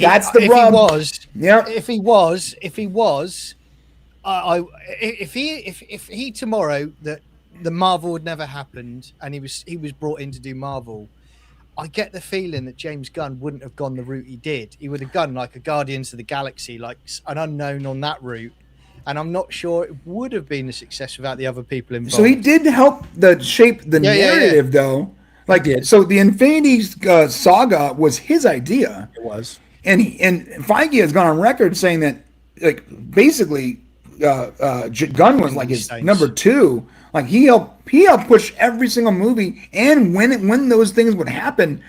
So he knows how to narratively set up a universe, but he can't be the only one creating the characters. You need people to push back as well. So he needs help, dude. He needs collaboration with, and he can't be a no-name writer-director. It's got to be someone who knows what they're doing, or at least he sees gold in or something. There needs to be people involved that have their own creative say. And he shapes like the outline, but not the individual stories. And you're right. I'm 100% on board with that. I don't know. And so if you were asking me, is DC screwed because of that reason? Then that's an argument. If DC screwed because, in my opinion, one bad movie, no. But is DC screwed because Gunn doesn't have a Feige? Yeah, maybe. So, but can Gunn learn to be a Feige? I don't know. Yeah, but he needs someone to manage talent. And while James Gunn is insanely talented, he's not a talent manager. That's the problem I see with this. I agree with that. Yeah. And maybe Peter needs to step in and be the talent manager. I don't know. And you know what? Peter Safran is an excellent administrator. Yeah. The guy knows how to hire people. He knows how to save money on a budget. The guy is a wizard. So maybe he needs to be doing that, and Gunn needs to be doing what he did for the Infinity Saga and just shape the overall narrative. Yeah. I don't know. John Byrne says, is John coming back? Oh, there he is. Woo. Yeah. Yeah, I did. I dropped my camera, everybody. All right. I guess we have time for one more story. Then we gotta go to the member section, guys. Yeah. I got my my family is circling around in their bathing suits and twerking and stuff. It's super distracting. Well, we Glad can, it's just your family. We can carry some of these to the member section as well. Okay, let's do that. So, Let's do that. So if you haven't become a member, please consider by hitting the join button. But do you want to quickly do our movie theaters back? Or do you want to do the Emma Frost thing but that might last a while? Let's do that in the members. Let's do both these. I just realized it's 12:45. Yeah. And let's do all these in the members section. You want to jump over? Yeah, let's just do this in the members section because I'm actually running out of time. I actually ran out of time about 45 minutes ago. I just saw it. So listen, we apologize we couldn't get to all the topics. We got obviously very heated about talking about Spider-Man. I mean, it's been almost 3 hours, so. No, I got it. And we typically only go till 12, and then we've actually been pushing it longer, and hopefully you guys appreciate it and enjoy the conversation.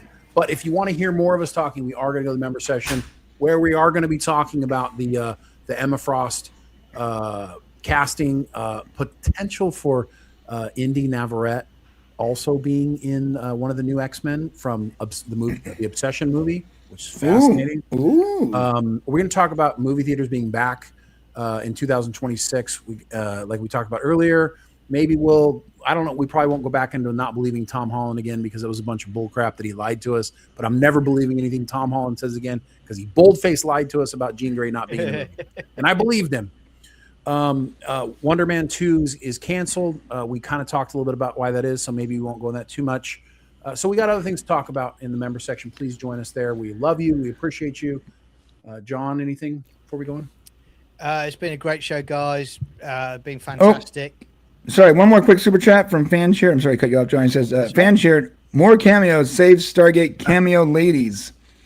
Yeah, so the Save Stargate segment, we're probably going to have to do next week because there's not much to talk about, but there will be more to talk about next week if we are right about some of the events coming up. So I know we said a Stargate segment every week, but there's nothing to share this week. Yeah, so, there's not really anything to share. But next week there will be, and there will be a Stargate segment. Sorry, go ahead, John. No, and thank you for that money, champion. Sure.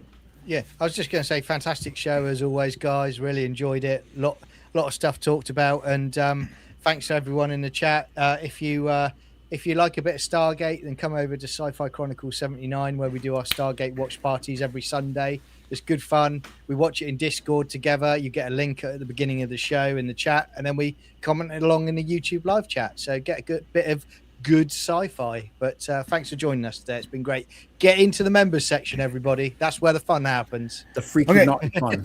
So listen, yeah. Well, I'm gonna end the stream. I'm gonna back out into the studio, and then I'm gonna start the members stream immediately as soon as I see that John and Shane has also joined that studio. I don't know what's going to happen here. I've never done this. But when I hit end here, what it should do is play the outro. And I hope that's the case. But if I don't know what I'm doing and it just ends prematurely, I apologize. We'll see you in the members section. Either way, see you in a few minutes. Here we go. Love you guys. See you next week if not. Boom. See ya.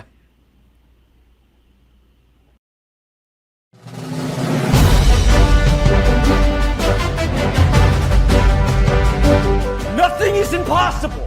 Just do it. Do it. Just do it. Yes, you can. Just do it.